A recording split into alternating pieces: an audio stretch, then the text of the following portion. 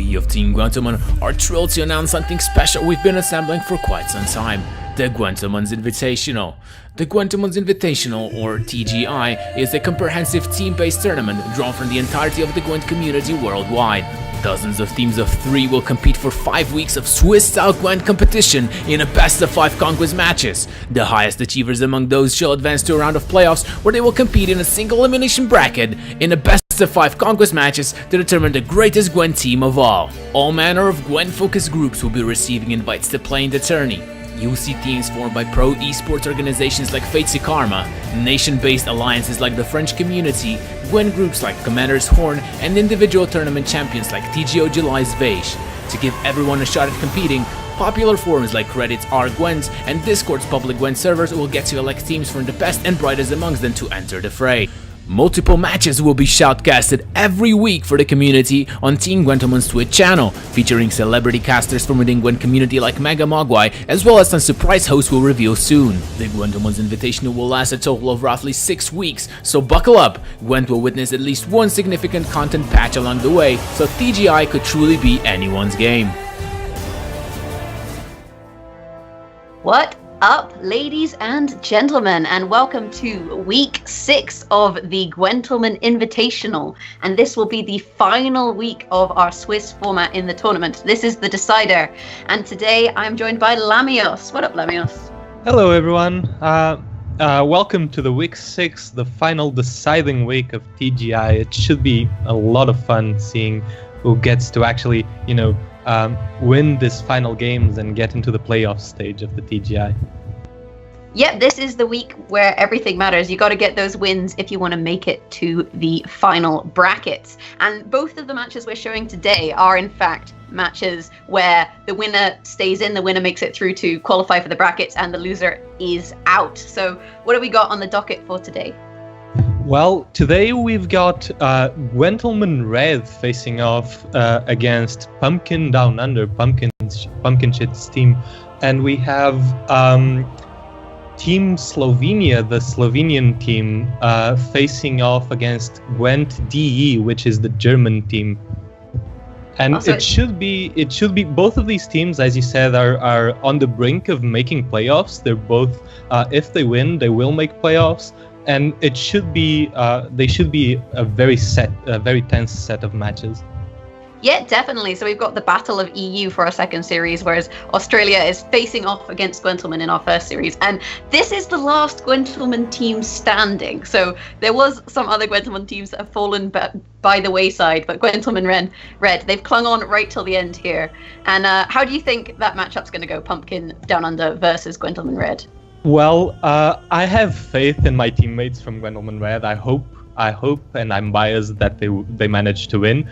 We actually played. I was in one of the other Gwentlemen teams, and we actually played against Pumpkin and Pumpkin's team in week 4, if I'm not mistaken. And we beat them at the time, so it should prove a very good opportunity for Pumpkin to try and take revenge and, beat another Gwentlemen team. Oh, definitely. I mean, I think, though, that Pumpkin's team's got the edge. I got a little bit of love for the Australians. They're like my British convict children, and Pumpkin has been basically doing pretty well. He kind of faltered a little bit at the start of the tournament, but his team has kind of picked up there. I know there's going to be a lot of Pumpkin fans in the chat. He is quite a well-known streamer. But his team, I believe, is Pumpkin.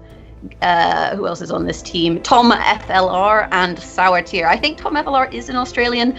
Don't know much about Sour Tear, but I think with their leadership, they've been doing pretty well. And I think, like Gwentlemen, much as I love them, much as here we are on the Gwentlemen talk show, I think it'd be kind of cool to see, other players shine in this tournament and let some new faces kind of show up in the tournament scene. Yeah, definitely. And if someone is going to kick off or kick Gwentlemen out of the tournament, Pumpkin's team is very, very strong. They're all very strong ladder players, and they're proven in tournaments. Tom FLR plays very regularly with Petrify and Cameron Cook. They practice a lot for tournaments, and they generally place very high on the competitive ladder. So, I mean, if Gwentlemen end up losing and, get kicked out of the tournament, it's no shame to lose against Pumpkin. Oh, definitely. And the Gwentlemen Red lineup, for those of you who do not know, is GumGumFacePunch, Michael with a 1 instead of an L, and Sloventus, who's actually subbing in for Gravez. So how do you think that substitute will affect Gwentlemen Red? Well, Slovenats is actually a very, very good player as well. Gravez not being present is a very big hit for the Gwentlemen. He's a very strong player, and he's a very strong Scoia'tael player specifically in general. But Slovenats should be able to fill in his shoes quite well. He's no pushover as well. GumGum and Michael, GumGum actually proved to be a very, very strong tournament player while still in closed beta. At the time in closed beta, GumGum won a lot of Gwentlemen's Opens, and he was placing very well consistently in tournaments. And Michael had a period in which he also placed very well in TGOs, and he played a lot of monsters at the time. So I'm quite interested to see if Michael is going to bring monsters again. Because it's been a while since I've seen him play monsters at the high level, and I know for a fact that he was remembered as one of the best monster players in closed beta. So it should be interesting. That's for sure. And the thing is, with the current state of the game, we've had our hotfix in.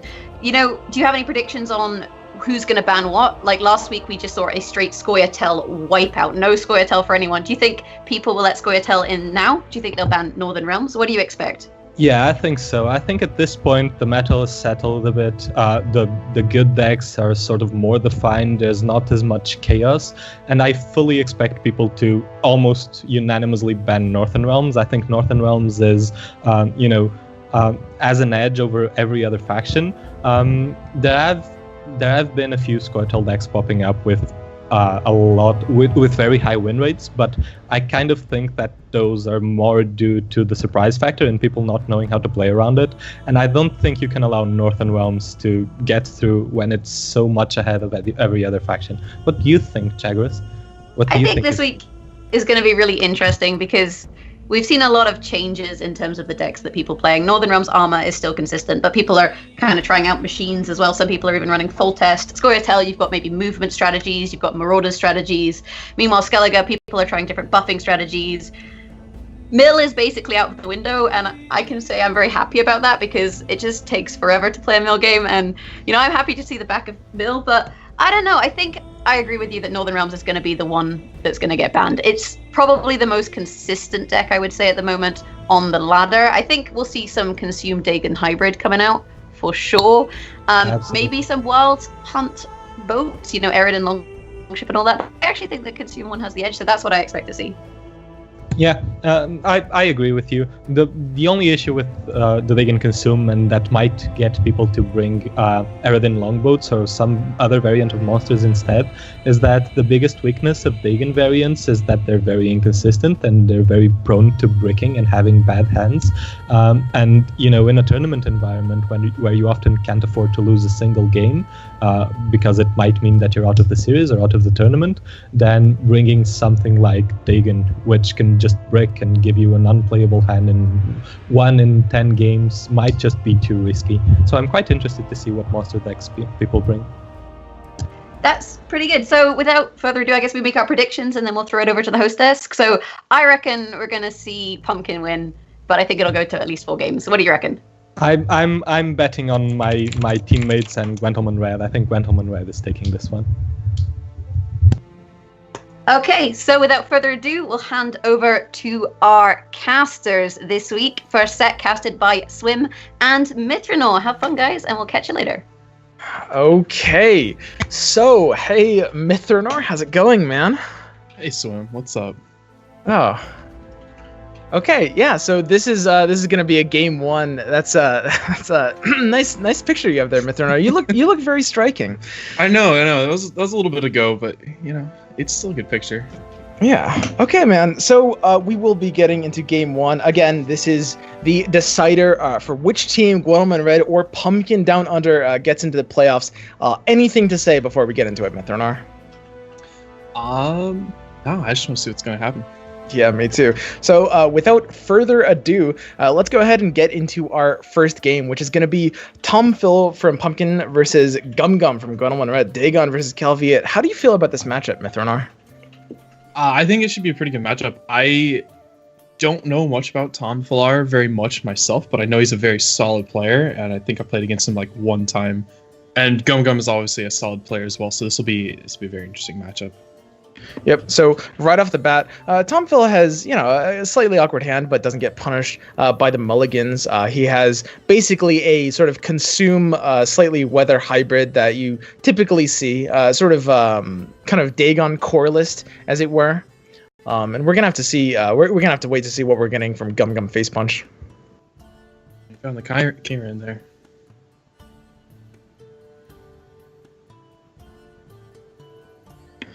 Okay, so we have a pretty interesting deck from GumGumFacePunch. It looks like a pretty standard, like, kind of spy control list. Now, you have Lacerate as an interesting tech card here. He's going to be able to clear up pretty much an entire row of spies and other assorted units. You don't see that too often in a Spy Nilfgaard. It's an interesting tech. I kind of like it. It might pay off here in a very powerful way. I mean, Pumpkin, or Tom Phil's deck is going to be putting out a lot of units to the point where any additional units that GumGum plays into that row with these spies is just going to make for something like potentially a 20-point Lacerate. He's trying to decide whether he opens with the brigade to potentially just get it removed, and they have that Karen. He might just instantly eat it for a big swing if he plays it first. Yeah, but at the same time, playing Emissary is potentially a little bit risky. It depends on the composition of his list a little bit, but he could get something he wants. Oh, and it looks like he's going for the brigade. That's going to get met with a really, really powerful Karen swing here. Yeah. I mean, that's just exactly the Karen you want. That's why this card is in your deck. That exact situation.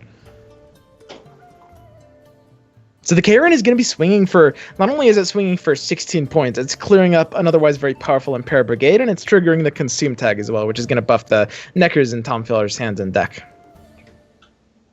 Yeah, that's a big opening.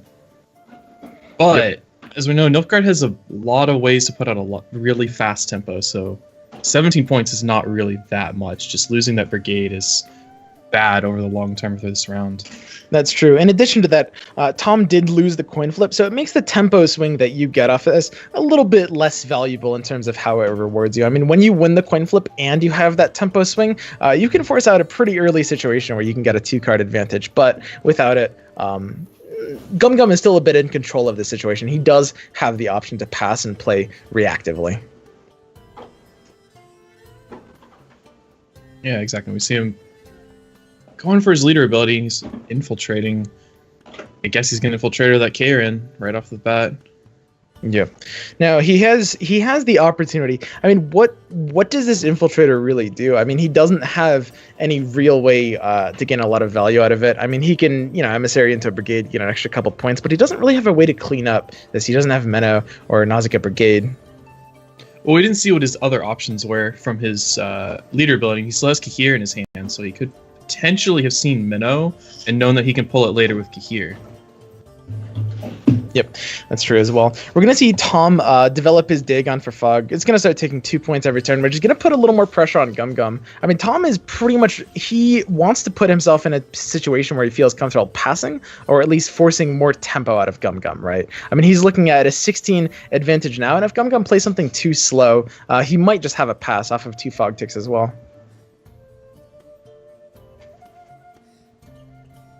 Yeah, and he looked hesitant playing that emissary, so he wants to find something, but he's not. Okay, so he found the weather clear. That's gonna be very helpful. That's gonna be very good for him. I mean, Tom is sitting at no other weathers in hand, so he has no other way of getting value out of the foglet, the weather over time, and even the potential Drowner from Doragore is less of an option now.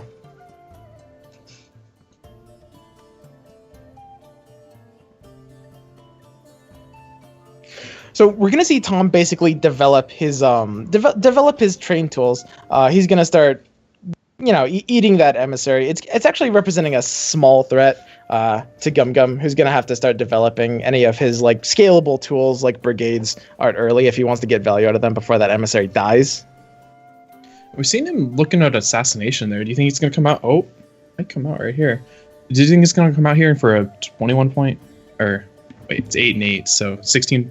He gets getting full value out of it, so it could. I mean, there's also it's still a tie though.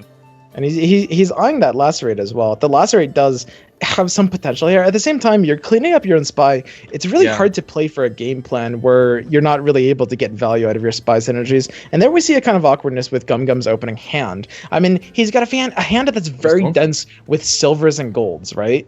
And with that, you typically you want with your spy deck to have a lot of your bronzes early on because those are your core synergy cards. And without those, I mean, you're just kind of playing independently for lower value. Right.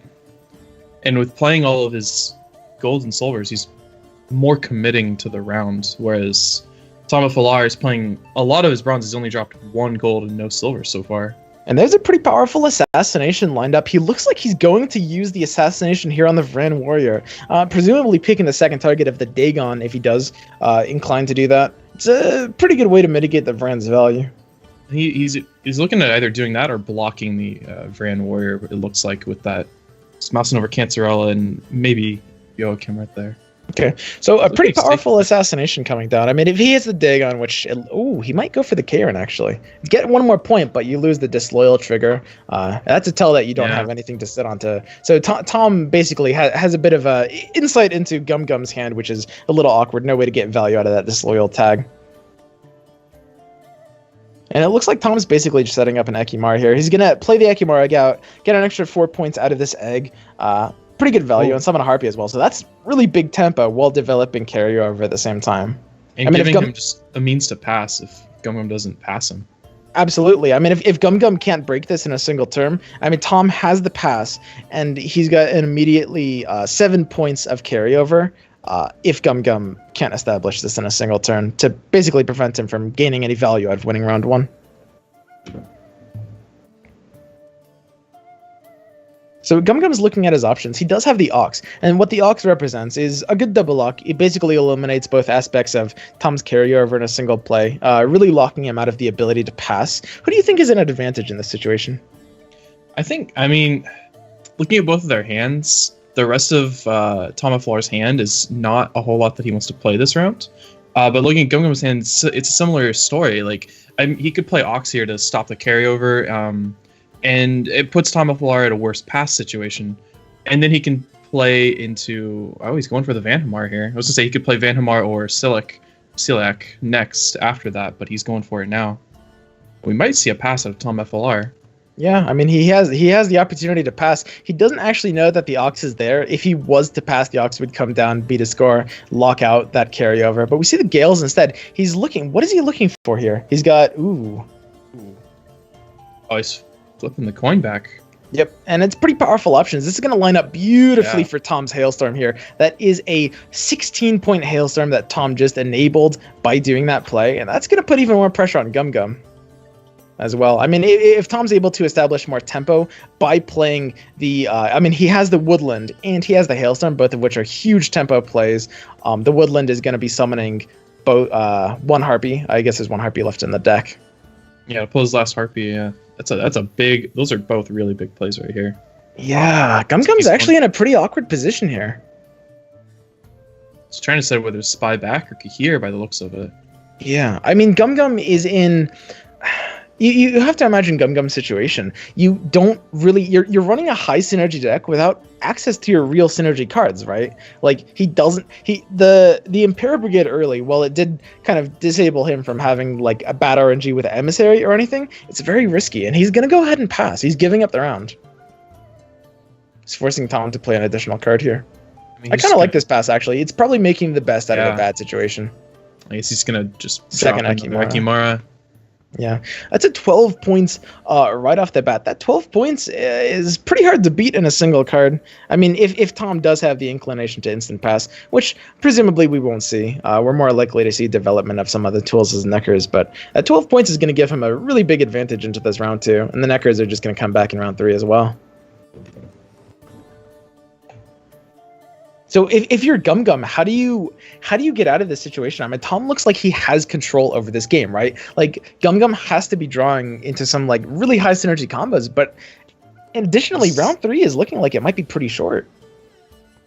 Yeah, this isn't looking too good for GumGum, honestly. The draw into another Necker, though. The draw into the other Necker. That could actually potentially swing this a little bit. That might force this round to be a little shorter. Yeah. Nothing else. And Spy Nilfgaard kind of needs to be able to play for a decently long round 3. Additionally, it's possible he's running a second standard bearer, which could give him basically a stay against this Woodlands Fog, which is one of the larger threats that Tom Filler has right now. Now, here's the question. I mean, Tom has the defense against the Ox, right? He drew the second Necker, which is normally unfortunate, but it means if the Ox comes down on a single Necker, he has the backup, right? And that's actually very good. So if you're GumGum, if you're actually able to hold onto this Ox until both Neckers are played, you're going to be very rewarded. Yeah, and I don't think it's going to be so much. It's just going to be decided by if he decides to take the really low tempo play and lock or not. And I think he's going to have to play higher tempo first and then try to lock later. So he might be rewarded just by trying to keep up in tempo. Yeah, looks like he's thinking about using Infiltrator on that Necker. An interesting play. It forces, I mean, obviously the Nausicaa, does the Ekimara instead.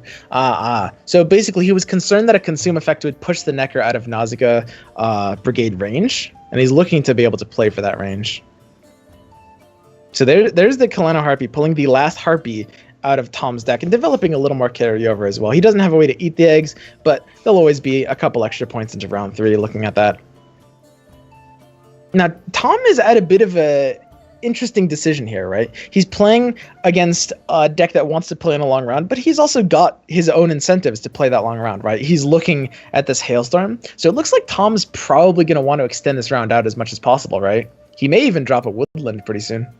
Yeah, do you think he drops the second Necker this round, or is he scared of an Ox? He could be. I mean, it depends how much you expect an Ox. Ooh, and he's thinking, there goes the pass. Okay, so we're going to see an Ox here, yeah? This is basically the Dream Ox, cleans that difference up in a single play and reduces that carryover to 1 point.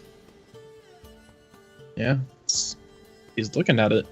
Yeah, just double checking the math, but we should see that Ox come out. That's a pretty powerful Ox. And Tom, if he does draw into something like a Vran or an Ekimara, he will have a way to pull the second Necker from his deck. But at the same time, those aren't really the kind of cards you want in a round 3 without Harpy Eggs anyway. So it's definitely making this a little awkward. GumGum may actually be able to swing this back around. I mean, the Hailstorm from Tom's hand isn't going to be incredible here.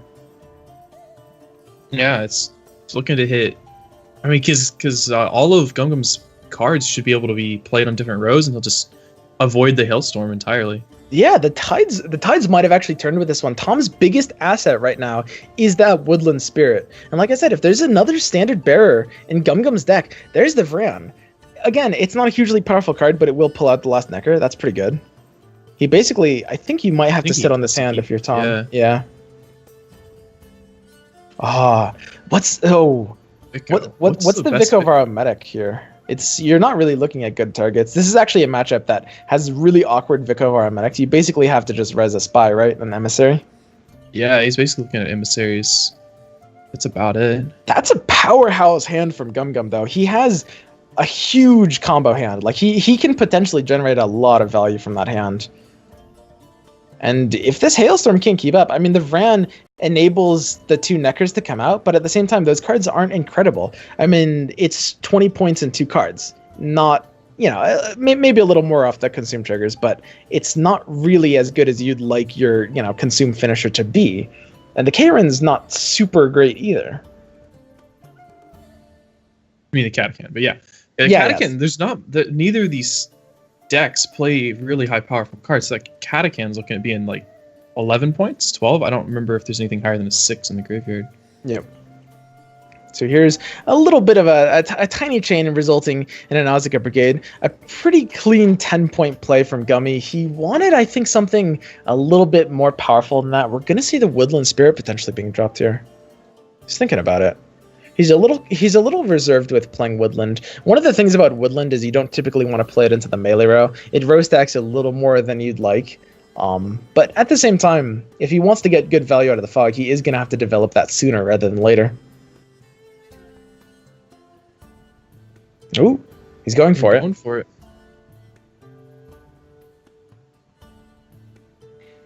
Okay, so the question is, what is GumGum going to be pulling with his cards? All 4 cards in his hand have kind of variable value, right? I mean, you can look at Tom's hand. You can basically count out how much value that's going to be, except for the Hailstorm, which depends on GumGum's plays. But all 4 of GumGum's cards are going to be pulling unknown cards here, and that's really going to be the decider of this. Here's the Kahir. No, we're pulling here. We still haven't seen any more Imperial Brigades, so he's probably going to have to play one of those. Yeah, he has to. I mean, he's got to be looking at one here, and if he develops it in a row by itself, because they are now agile, he will be able to avoid a lot of value on that Hailstorm. I think it comes down to if GumGum can get good value, and this Hailstorm doesn't, GumGum may just have this. There's a second Vicovar on Medic. Now he has access to more emissaries here, yeah? If you want to. He's going for the Ekimara. What This actually did he disables see? the fog. It's true. Ooh, It but sets he's up- lining it wow. up for the Hailstorm, though. I wonder what That's he saw. interesting. Honestly, it's not bad. I mean, it's a total of a 14-point play if you assume that the brigade is dead to the fog yeah. anyway. That's totally fine. But at the same time, it's curious that he played the Ekimara into the range draw. I mean, cards like Hailstorm and Lacerate have to be on his mind. So is that a tell that he's running sort of maybe like a buff potential? I mean, he could be just playing on the middle row, and then whatever he gets from the Joachim, he plays on the back row, because that could be upwards of 20 points by itself. That is absolutely true. Yeah. Yeah, makes perfect sense. So here we see the Necker. Now, if this Necker doesn't get answered, and it's gonna depend on GumGum doesn't really have a way to deal with this, right? Unless he runs Peter, and unless he finds Joachim into Peter. Ooh, that could be really huge. At the same time, it does play into the melee row. What do you think the odds are that he has Peter in this deck? I think they're pretty high. Does he pull it here? I think are pretty low. And going to the melee row, denying the Necker is much more important than the 5-point body of Peter. So yeah, it's interesting. And we're seeing GumGum not sure whether he wants the Joachim or Rain Fan. He's gonna go for the Rain Farm here. And what are his best options here? We just say. I mean, Cantarella here isn't great, so you've just got an Emissary Chain. So he had more than just Emissaries and Cantarella in there, right? So he has a spy that we haven't seen. And there's a big brigade on the back row, playing around Hailstorm beautifully. It's gonna come down to this Joachim. I think that's it, really. I mean, Tom is going to be able to catch up. He's got the Vran to... Well, so the Katakan is going to eat effectively a 9, right? Let's call it a 15-point play because it buffs the Necker as well. He'll catch up and get a little ahead with that. He's got the Vran to trigger the Necker, and he's got the Hailstorm. If this Joachim pulls something big enough, I think GumGum will take this. It's going to be very, very close here. Yeah, we are just looking at that Hailstorm being dead last play, so... Yep. And now either row that he plays, whatever he gets from Rain Farm or Joachim on... He would have to play it in the melee row, for sure. Yeah. You sacrifice 2 points to the fog, but you dodge the Hailstorm. And he knows that Hailstorm is a major threat here. Is Tom FLR afraid of a Hailstorm himself? But he's not... He's doesn't playing really his have a choice. force to play on melee, but he was really hesitant to play that Vran Warrior. Yep. So there he goes with the Katakan, right? That should be eating the 9-point... one of the 9-point units from Gummy's graveyard, right? Yeah. Looks like it's a little stuck there. Oh, there we go. Okay, so it takes the 9 points out. 14-point play, buffing the Necker by 1 as well, which, I mean, you can call it a 16-point play since the other Necker gets buffed and it's being pulled out by Vran. Very, very valuable play. But at the same time, I mean, what is GumGum pulling here that's valuable? I don't think he has the Peter as an option, right? Because he knows he needs to hit that Necker if he did have it as an option. But at the same time, he knows what he's pulling from Joachim, or at least he did when he played his Kahir out. Yeah, he should know what he's looking at, unless the Emissary shuffled it on top of his deck. Something else on top of his deck. And this is going to come down to it. At the same time, I mean, GumGum doesn't actually know that there's a Hailstorm in Tom's hand, right? So there is a play you have to make. And that play is... If you're predicting the Hailstorm, you have to play into the melee row, but you are sacrificing 2 points to the fog by doing that. That's potentially a little dangerous. And he has no reservation to Igni here. Playing into that Igni, he is not even concerned about it. He knows that his fear right now is basically Hailstorm. Wow. Is Tom thinking about using Hailstorm here? He's trying to decide now.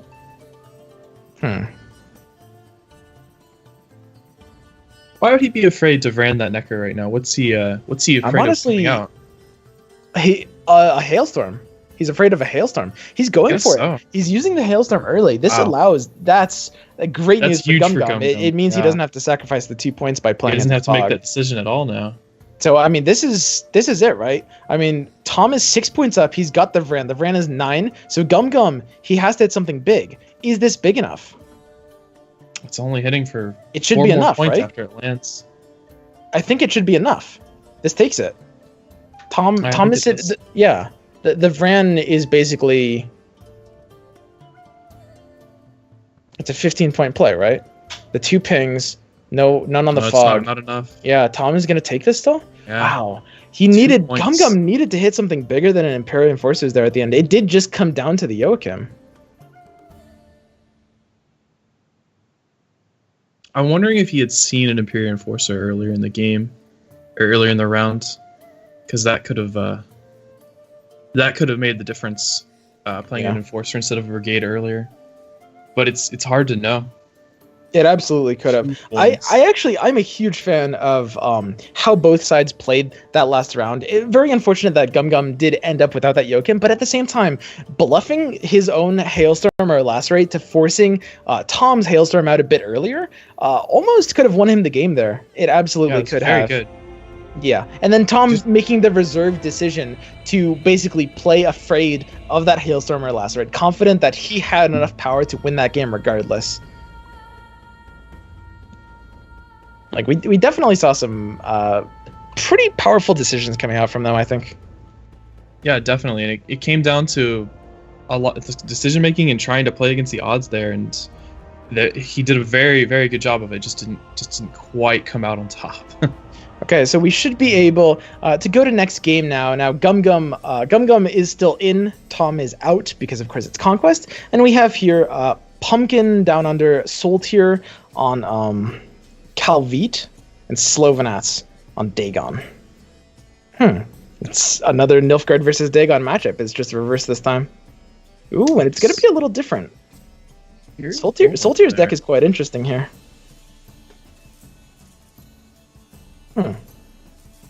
What's he got for reveal in there? Let's see. Well, it's Cynthia, right? He's big Cynthia for the one of Golem, but the Rot Tossers are something that we did not. Ooh, that's a big draw. The difference between having Cynthia in your opening hand or not for this deck is absolutely huge. Right, because if he has a Frightener in Slovenat's opening hand, that's a huge play. Yeah, I mean, so who do you think is advantaged in this matchup? It's Spies versus Dagon. It's basically the same matchups. Now the decks are different, and of course the players are different. Who do you think between these archetypes has the advantage? I think it's pretty close, but I think Nilfgaard should have a little bit of an edge. Yeah, I was going to give it to Dagon personally. Wow, he's got 2 huge targets for that Cynthia right there. Yep, that is going to be a 20-point Cynthia, and unlike last game, he's going to be really rewarded for that tempo. I mean, he will have the option for an early pass if he wants it. We see Nilfgaard winning the coin flip again. He's got a lot more bronze options in his hand than Nilfgaard did last game. Yeah, and like I said, I mean that was really GumGum's downfall in that last game, just having that like heavy silvers and golds hands. I mean, silvers and golds are what you want; they're powerful cards, but with Spy Nilfgaard, you kind of want them later. So here's an Imperial Enforcers coming down. He's actually neglecting to Cynthia here, just trying to, killing off an egg. He's basically predicting with that play that it is the Consume variant, and he's being rewarded because it is.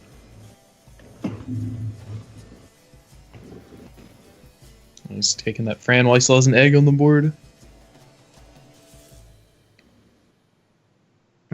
So, if there were future Kalana Harpies developed by Slovenats, Soltier is giving himself the option here to be able to shut them down a little bit.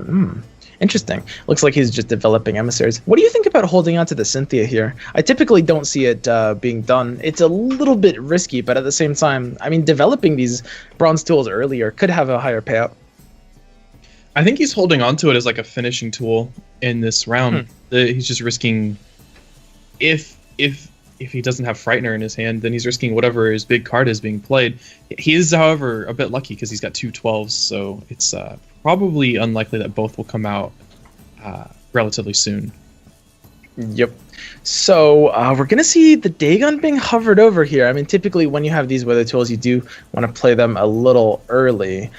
He's thinking about it. Yeah. Okay.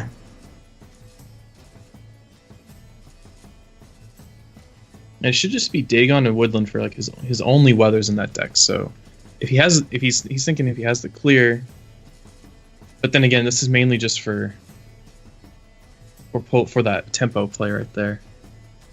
He took that. Does he have a weather clear off of this emissary?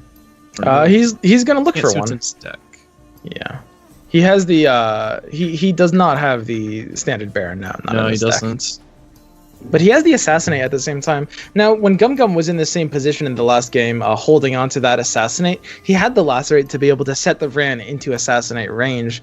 Soltier doesn't have that. He's going to be looking to get value out of this Assassinate. That's going to be one of his larger plays in this round, but he doesn't really want to dump both hits of Assassinate into an 11-point Vran. He's going to wait for another target to establish itself. So he's trying to decide, make that Vran a spy? An interesting play. He doesn't have... Ooh, and then there he goes with it. He doesn't have a fantastic way to punish it, but at the same time, it is threatening. This could actually potentially bluff Slovanauts into Ekimaring it, right? Would you Ekimara this Vran? It drags it out of the cow carcass, and it takes off its loyal tag. You would do it, right? Yeah, I mean, you got to be fearing Minnow right now and that cow carcass at the same time. Wow, so I really like that bluff from Soltier. I mean, that basically says if you have an Ekimara in your hand, you should Ekimara that Vran. And I mean, Slovanauts does have 3 Ekimaras in hand. He will probably take this. I mean, that is a scary proposition to not do. It's too much value. But it's at the same time, and he has too many ways to deal with it to not play it. It's denying a lot of consume triggers by bluffing that out there. And there we go. So Slovanauts, I guess he developed this into the Siege row, but he looks like he is going to play to eat that Vran. And that's going to reduce the amount of consume triggers he can get. So his Neckers are going to be a little bit smaller off of this.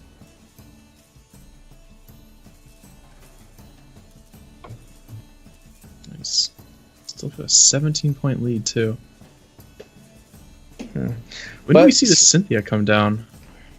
Yeah, I mean, it's true that Slovanauts has these 17 points on the board, but Soltier is basically ready to smash points. I mean, you have these disloyal cards, and they basically function as sort of like invisible points, right? Like, they're just passively empowering the brigades that are going to come down, and anything else that scales off of spies. And it allows him to play for a little more control as well. So, he has the brigades, and he's only going to be playing more disloyal units. It's an interesting thing here. We might actually see the same bluff again. We might see eventually the Infiltrator come down on that Ekimara, and Slovanauts might actually be inclined to just Ekimara it again, even though Pumpkin doesn't really have a way to properly punish it. Or Soltier from Pumpkin.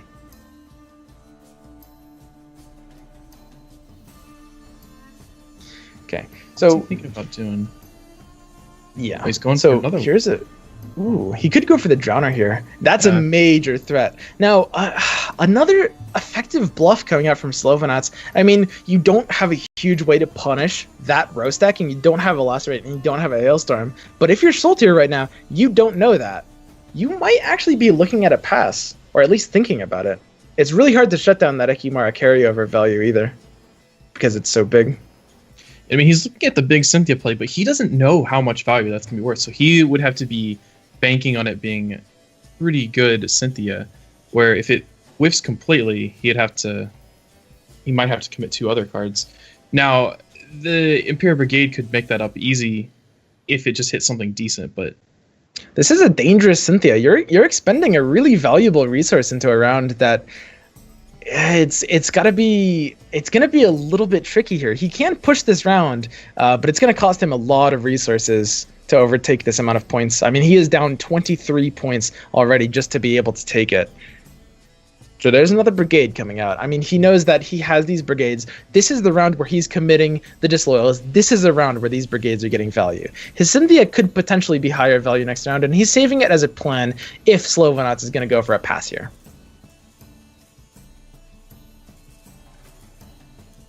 So what do you do if you're Slovenots in this situation? You have, I mean, you have the Necker as a sort of like kind of more passive carryover tool. Do you just need to be able to play passively? The Necker is also vulnerable to something like a Peter. Right. He could... if he plays it here and gets Petered, he still has chances to bring more out in the later rounds by drawing into them.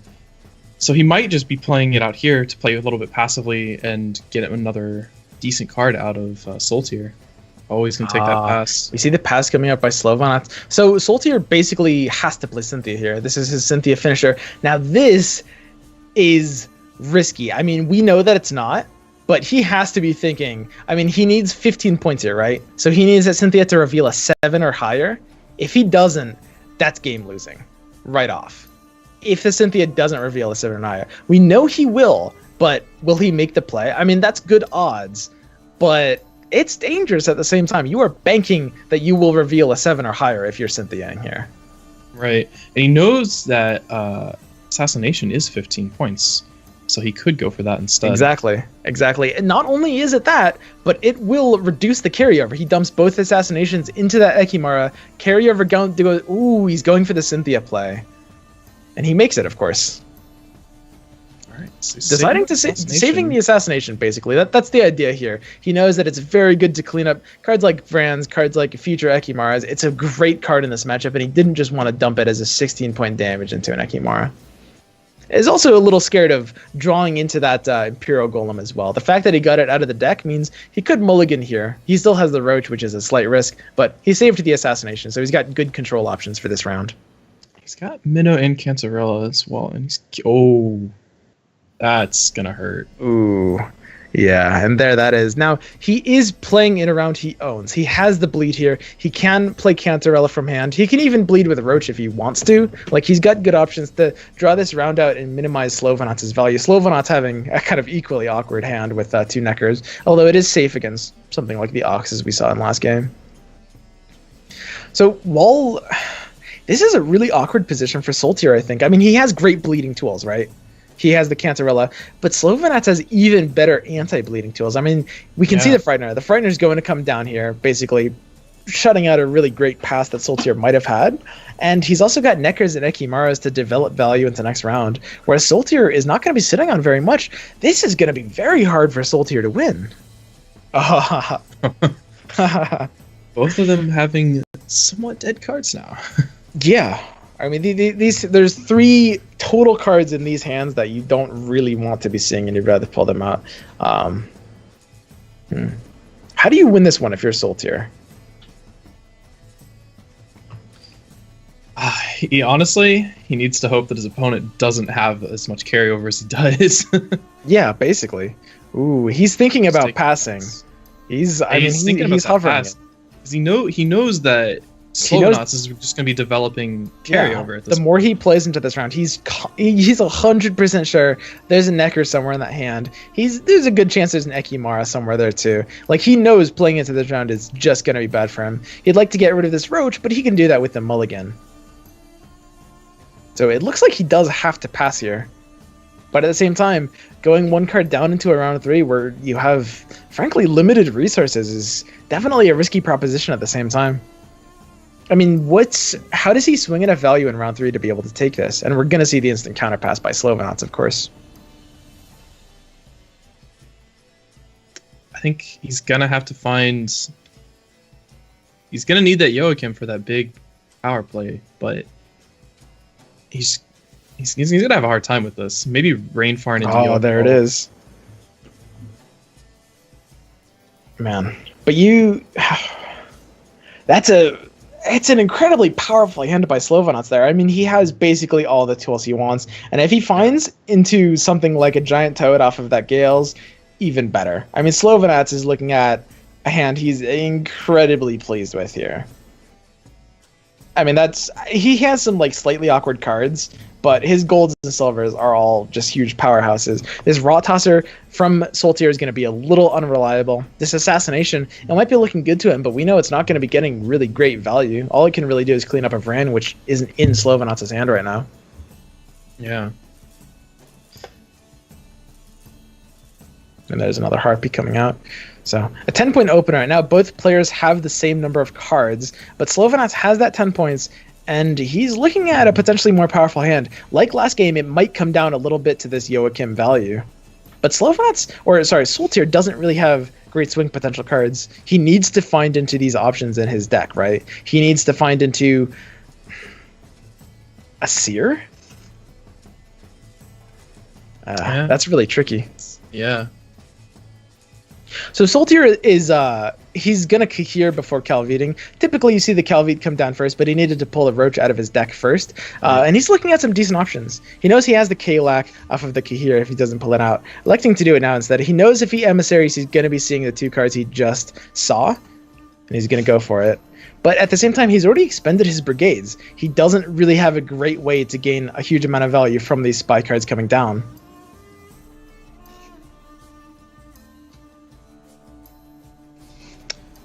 Looks like we're going to be seeing the Joachim into the Nausicaa Brigade. That classic play Joachim and then instantly kill and play. Yeah. Yeah, it's a huge power play. And Slovenats doesn't actually have like great kind of hard removal options in hand. He has nothing to actually punish units going big or rows going big. So this is definitely going to be good points for Soltier here, this Joachim. The question is, will it be enough? He has to play the Brigade out now because that Rot Tosser is going away. Yeah. He doesn't even really have that great of a minnow target. I guess at this point, the Manticore or the Catacan would be the best infiltrator into minnow targets. But even those are just, they're going to be, I mean, the Catacan's what, I guess 14 points if he hits an infiltrator? Yeah. So, I mean, that's pretty big, but it's potentially less big than what he was hoping for. So it appears that both players have basically led with their Nilfgaard deck. Would you say that Nilfgaard is regarded as maybe one of the kind of weaker options? I mean, compared to other decks that people are bringing, I would say that most people would probably say that Dagon Core is a stronger deck than Nilfgaard, right? Yeah, I would agree to that. So it looks like both teams have decided to lead with, frankly, like kind of less strong options, kind of saving their more powerful decks for finishers here. Yeah, just kind of poke around, see what your opponent's got. Yep. So there's, I mean, Soltier's thinking. He's got options. This fog, there's kind of no way to mitigate the fog value. At best, he can hope that his brigade gets buffed up enough to kind of neutralize it, but. I mean, that's tricky. He doesn't really have any way to swing this value back, right?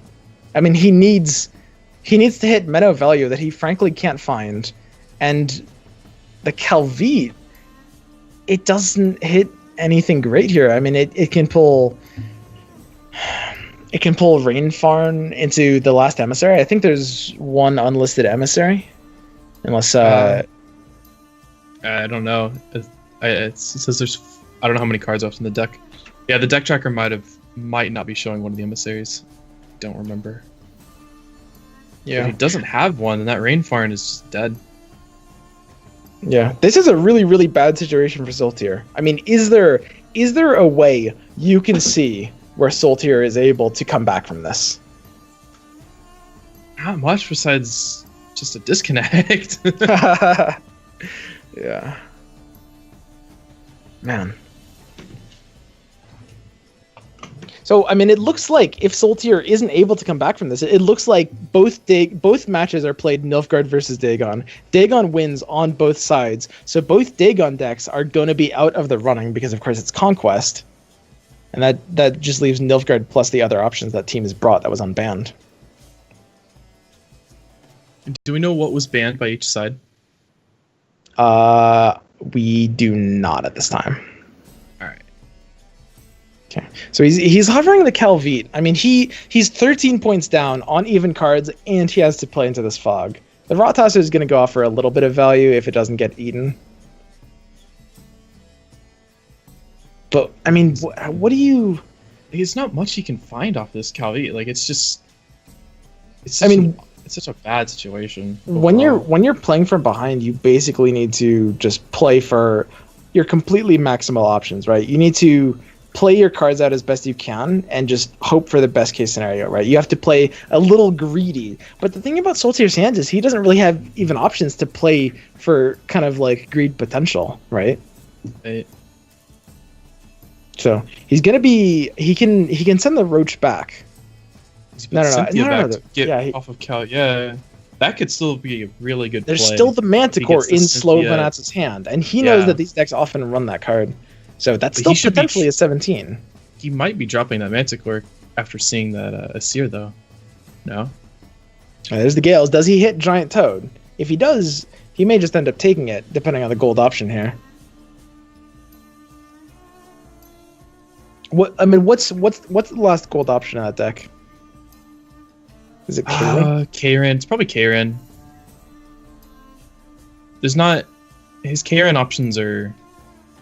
I mean, I guess he can hit one of the Rot Tossers.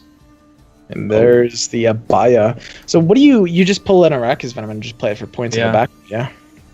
Denying a unit.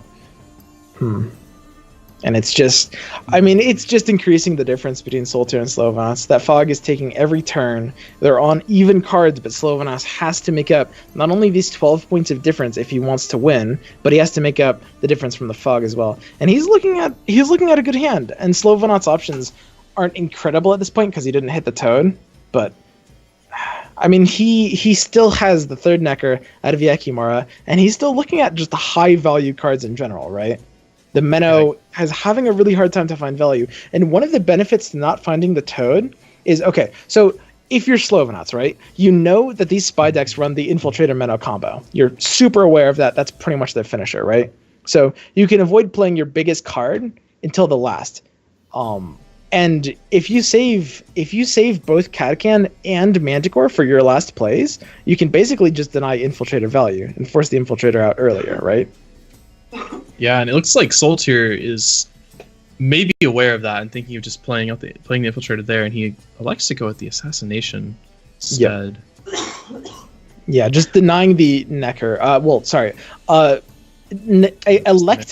Electing rather to not go for the Necker kill. I kind of like this play. Basically, again, when you're behind, you have to play for a kind of narrow win condition. Ooh. And you really need to just hope that the Neckers aren't getting pulled out on their own anyway. It's looking like he's thinking about playing that Akimara to deny the Menno again. As we saw before. Yeah. So the Menno... Does he play Menno right away? You can see this... can't deny it.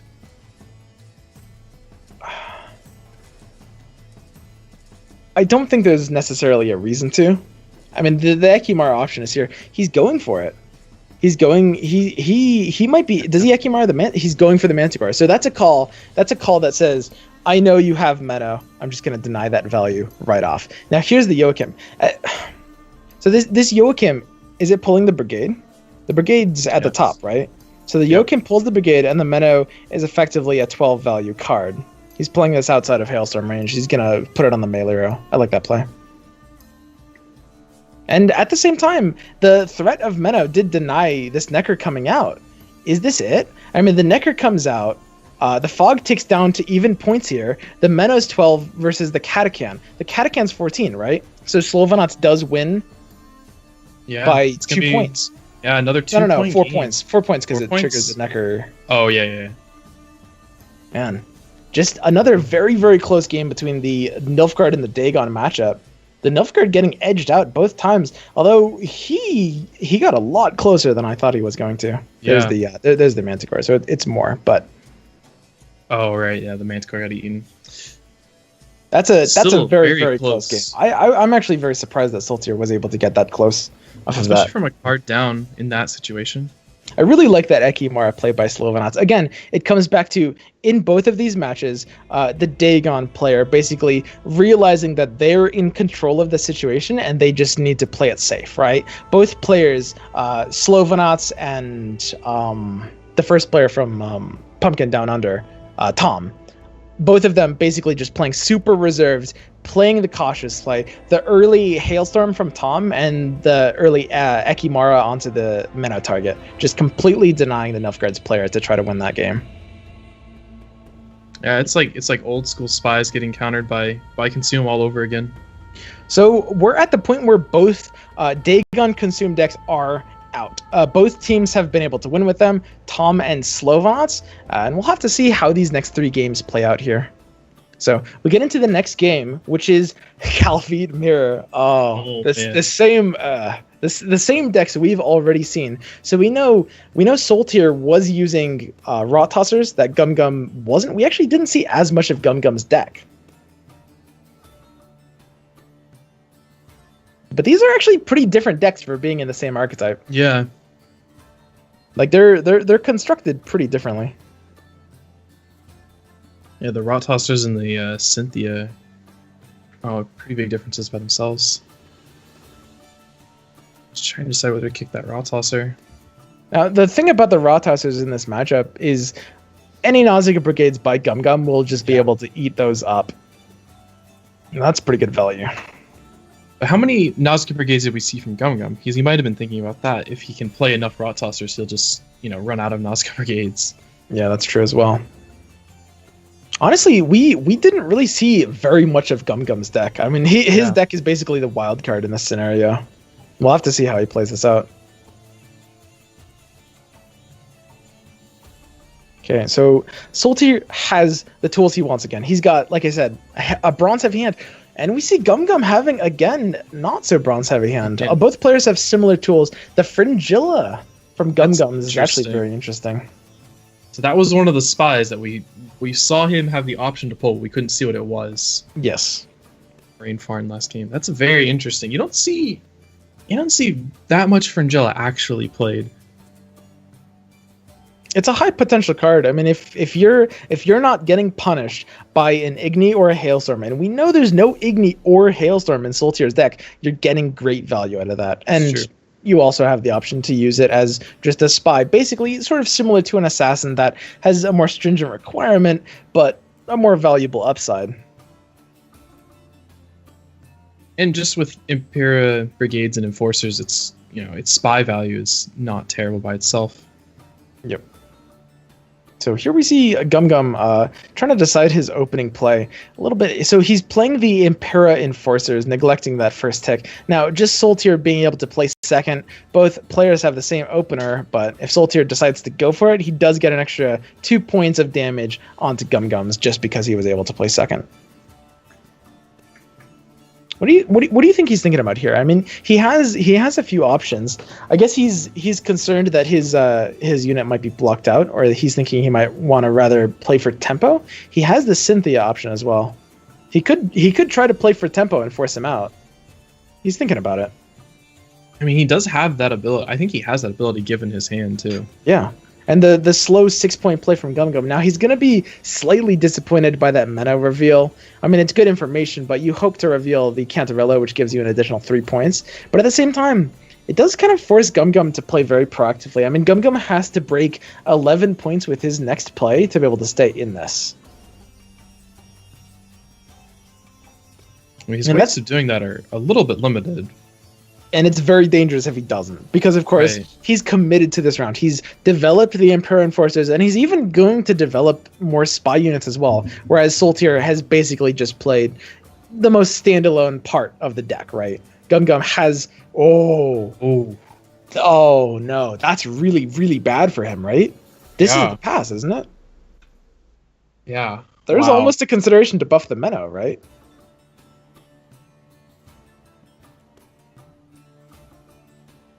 Wow. You would take this pass, right? Definitely. Yeah, there it is. You've committed basically nothing and getting 2-card advantage out of this. I think buffing the meta with the standard bearer might have been better, just because you're so vulnerable to that pass. You might as well get extra 2 points out of it. Man, that is bad for GumGum. That is just not what you want to see. I wonder what he saw off that emissary that forced him into that. Right?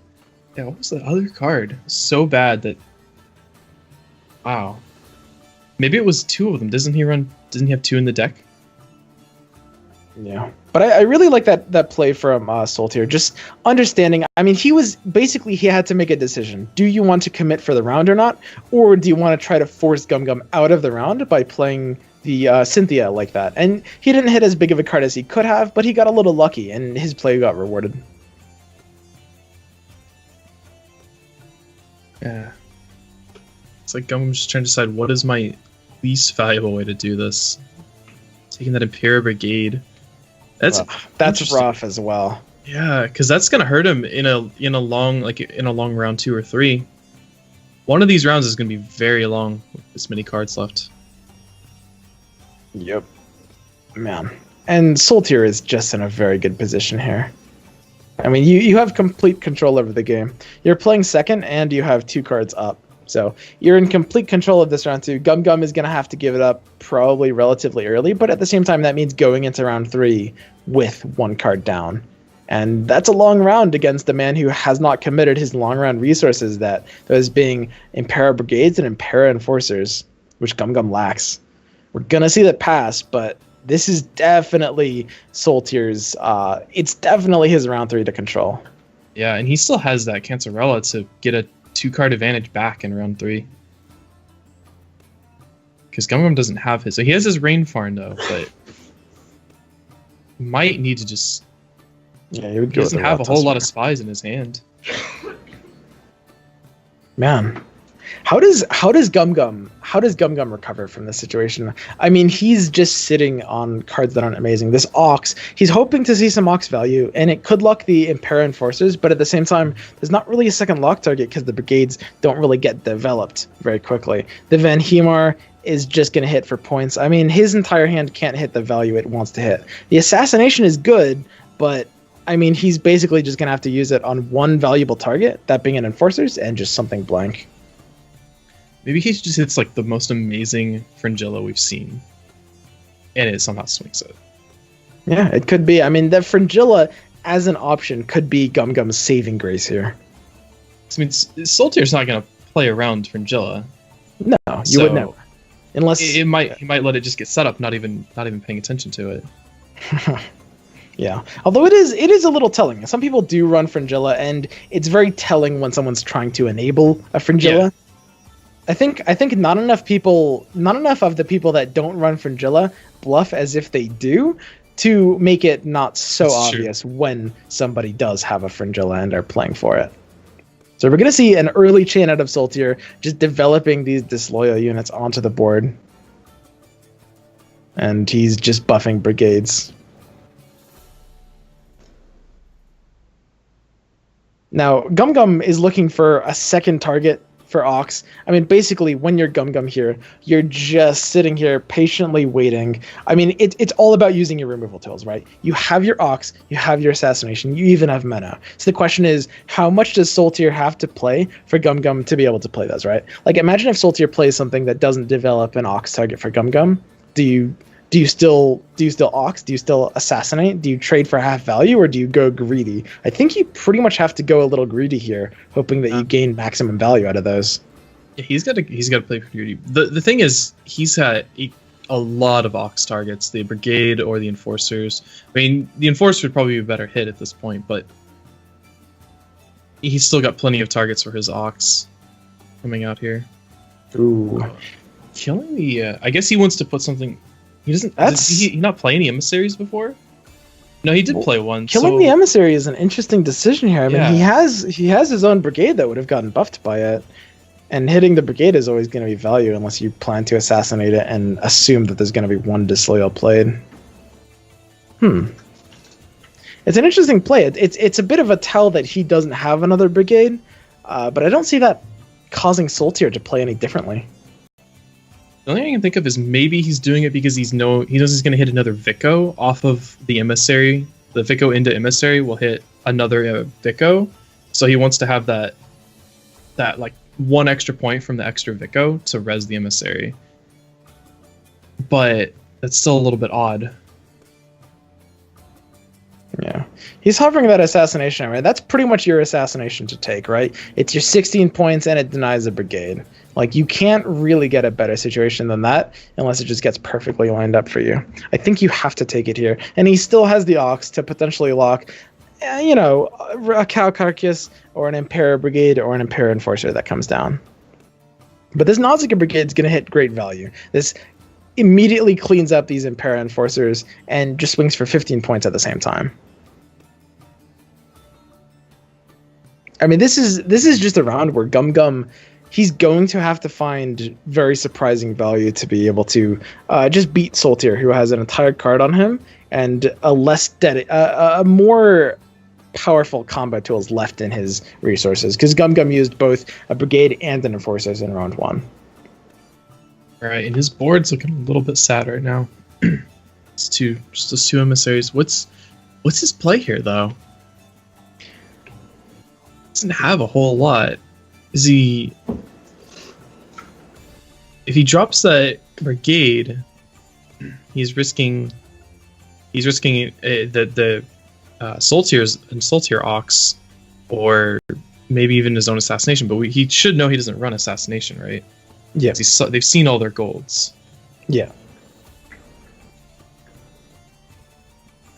He's electing to Vico Vara. Whoa.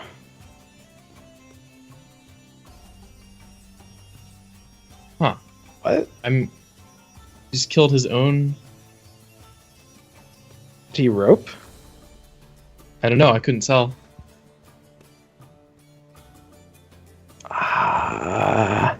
That's a really, really strange play. I mean, it would just have to have been the rope there, but that's really unfortunate for GumGum. I mean, two rope situations basically preventing him from targeting what he wanted to, making a bad situation worse. Yeah, and it looks like Soltier was a bit confused by that too. So here's the Impera Enforcers coming down, and GumGum doesn't have as much of an answer as he would have wanted. Like, he can't Ox that. The question is, do you Ox this? Because your Ox right now is hitting the Enforcers and probably your own Emissary to remove the Disloyal tag. Playing for 6 points, locking something relevant and removing a relevant Disloyal tag. That's pretty good. Or do you wait with it? I mean, you know that he's not going to play Brigades early, right? You would always play Brigades late here. So what more value could you get out of Ox? Locking Raw Tossers, possibly locking an additional Impera Enforcers, although that's a little greedy at that point. But if you're GumGum, you have to play greedy right now. Because unless you have like maximum value out of your tools, you're just not going to be able to make up this difference. Yeah, and it's interesting that he's not setting up his own Fringilla either. With the Vicavaro right there. Yeah, I mean, maybe he knows that his only way to reliably win this game is by swinging a Fringilla for high value on the opponent's side, and he doesn't want to, I guess, show his hand. Normally with Fringilla, you keep your options open, right? You develop your units in a way that enables it better, but maybe he just doesn't want to show his hand here.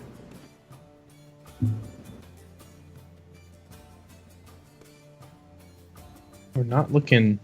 Doesn't look like he has very. Does he have any more infiltrators in GumGum? Is it GumGum able to pull any more infiltrators out of his deck? Because if not, his minnow is looking like it's not going to hit pretty much anything worth hitting. Yeah, I mean, he would need to. I mean, he has the tools. He has the fishing tools to find the minnow value, but it's gonna be hard for it to be enough here. And he knows he can't Van Hemar very early because it's just cleaning up emissaries as well.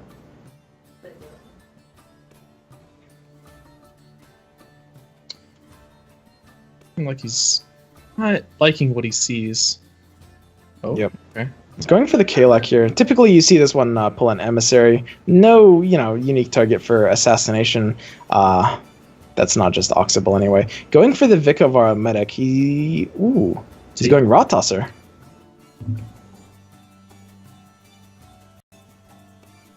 Interesting. What do you think about that play? Normally, still not- normally you see emissary chains, but Yeah. He's still not setting up any Fringilla targets either. I mean, it could just be not wanting to show his hand again, since that Rot Tosser is just going to be gone anyway. Looks like Soltier's thinking about playing Cancerella, which gives him a great Meadow target, but he already has a even better target in that brigade, so... yeah, and this cow carcass, while it is representing killing these emissaries, and that does give it a bit of value, it prevents the disloyal tags from actually staying on the board. Now, GumGum has committed 2 brigades, but he kind of wants to commit a 3rd one before this Rot Tosser goes off, because he has 1 brigade left in deck, right? And you would always want to commit that 3rd brigade before the Rot Tosser goes off, unless he's running like a 2 brigade deck or something strange like that. Yeah, and you'd think he'd want to play for that here, either via try to YOLO it off of Joachim, or maybe Rainfarn into... Does he have 1 more emissary left in his deck to try to get that last brigade? I think he has 1 more. Yes, he should. He's looking at the Ox. He can Ox the cow carcass on his side and the enforcers, or he can Ox that. Now, Oxing that prevents it from growing more, but it does block out the mana target. Yeah. So he's leaving the Rot Tosser up there.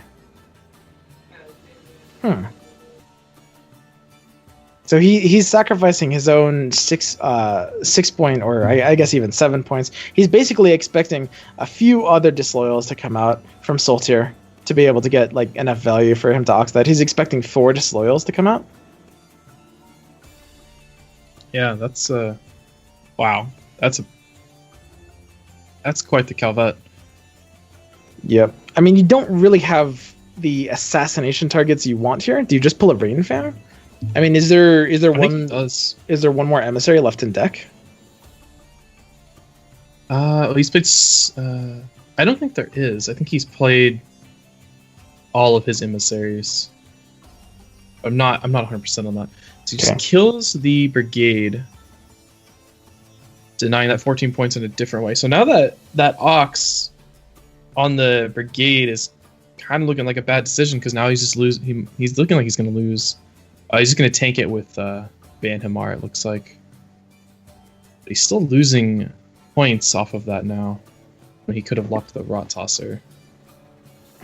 So he plays the Van Himar for Overdose. That's going to swing a bit of points, and yeah, like you said, blocks the Rot Tosser. But Soltier has 6 points up and 1 additional card. And he still has Cancerella, too. Yeah, the Cancerella is going to enable his Venno to find a value that GumGum's Venno is just not seeing here. And there's another brigade. I mean, Soltier has all the tools here.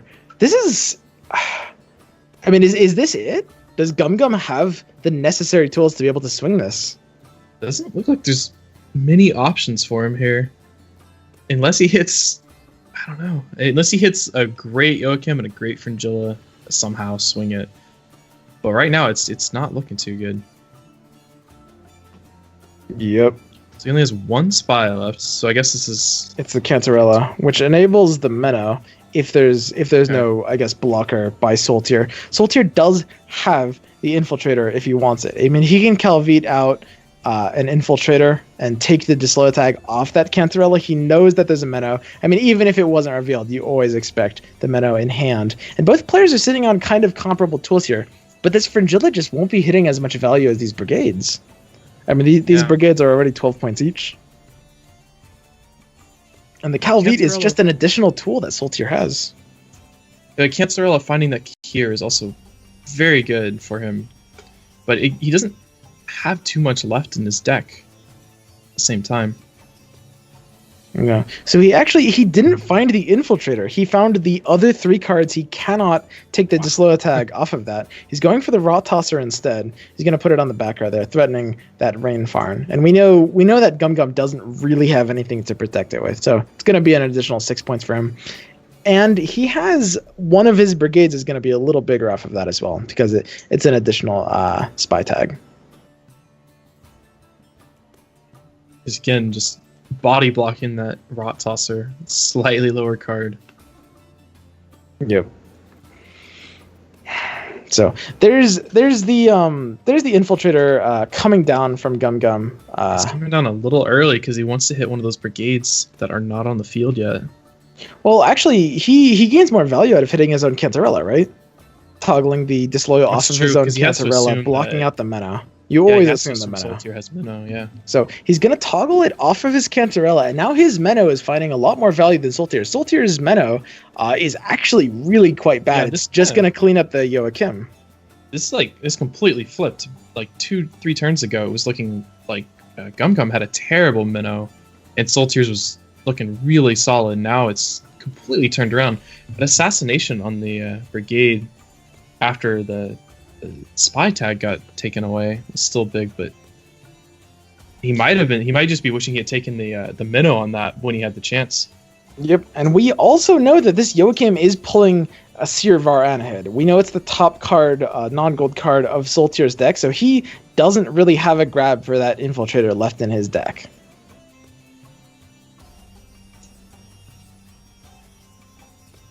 Just taking the minnow. So the Fringilla here. The Fringilla here is what kind of value? What kind of value do you hit with the Fringilla here? I mean, you can Fringilla your own Cantarella. That's really not great. That's not the value you're looking for. You can put the Joachim to the left of the brigade. Yeah, even that's not. Soltier is playing very well around at the Fringilla. That is a thing that you don't often remember to do, but by playing the brigades on the left sides of the row, he is just disabling any potential for any Fringilla antics here. Yeah.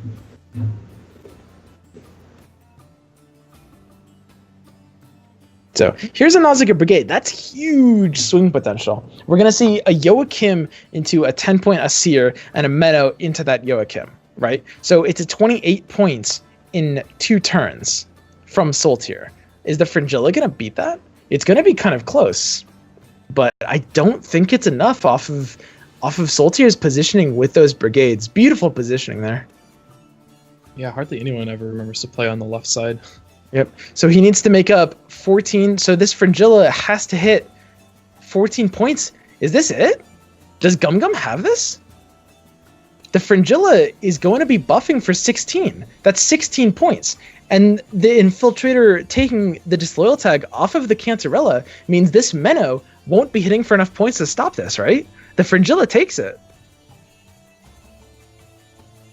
Yeah. The Asir... He doesn't have Asir targets here. No. The Fringilla is actually going to be enough here. It's a 12-point Menno and a 14-point Fringilla. Oh, sorry, 16, not 14. Wow. So the Fringilla plays for 16, and the Menno is enough here? Wait. Oh, right, because the brigades. So Soltier is actually going to take this. It's going to be very close, though. And he does... Would... If the Fringilla was able to be played aggressively... Wait. Oh my... Oh, he got the order turned around. This thing turned around. Was he playing? Either that or he knew it was a Menno and he knew it was over. Maybe, yeah. Wow. What a way to end that game. Yeah, that was a really, really intense round 3 on the mirror. That was strange. There were honestly GumGum that could have been a very, very close game. It looks like GumGum made a couple of the ropes really got him there with those emissaries kind of like preventing him from hitting the targets that he necessarily wanted. That might have been the difference there, because he actually, I mean, the Fringilla value there was good. He was in I think it really came down to Soltier not having access to that other infiltrator in his deck. That fact alone made it very, very close. That matchup can really, really come down to just like finding those infiltrators or not. Yeah, it was... Oh man, I'm still caught on that last play. I just want to know. Was that just, all right, I'm done here. Take the round. Or I gotta know. Okay, so now that Soltier is also out, it's going to be up to Pumpkin's last player, which is Pumpkin. It's going to be up to Pumpkin to be able to win basically one of these next 2 games. And it's going to be up to Gwentlemen Red players, those being GumGum and the last one, Michael, that we haven't seen yet. Basically winning both of those games in order to be able to swing this. So we're going to get into game 4 here of this series. It's going to be Pumpkin versus Gwentlemen's Choice, which is going to be Michael here. Squirtle Mirror, Brewer versus Francesca. What do you think about this matchup? The Brewer is probably an indication of a kind of Marauder heavy deck, right? And there it is. There's the kind of There's the agitators. So it's the Brewer variant. This is an interesting variant. Dwarven Mercenaries, yeah. This is the movement. I really like this deck personally. The Brewer variant of the movement heavy deck. It's going to come down largely comes down to whether Michael has the weather clear tools necessary. Yeah. I mean, basically this movement deck, it slams these golden weathers, and if you do not have the answer for them, the combination of the movement just enabling their value regardless is going to be enough. Yeah, the movement plus the golden weathers forcing you to probably row stack and then get hit by hailstorm is just huge in these games. Yep. So it'll be interesting to see. He's running a lot of mulligan along with the movement as well.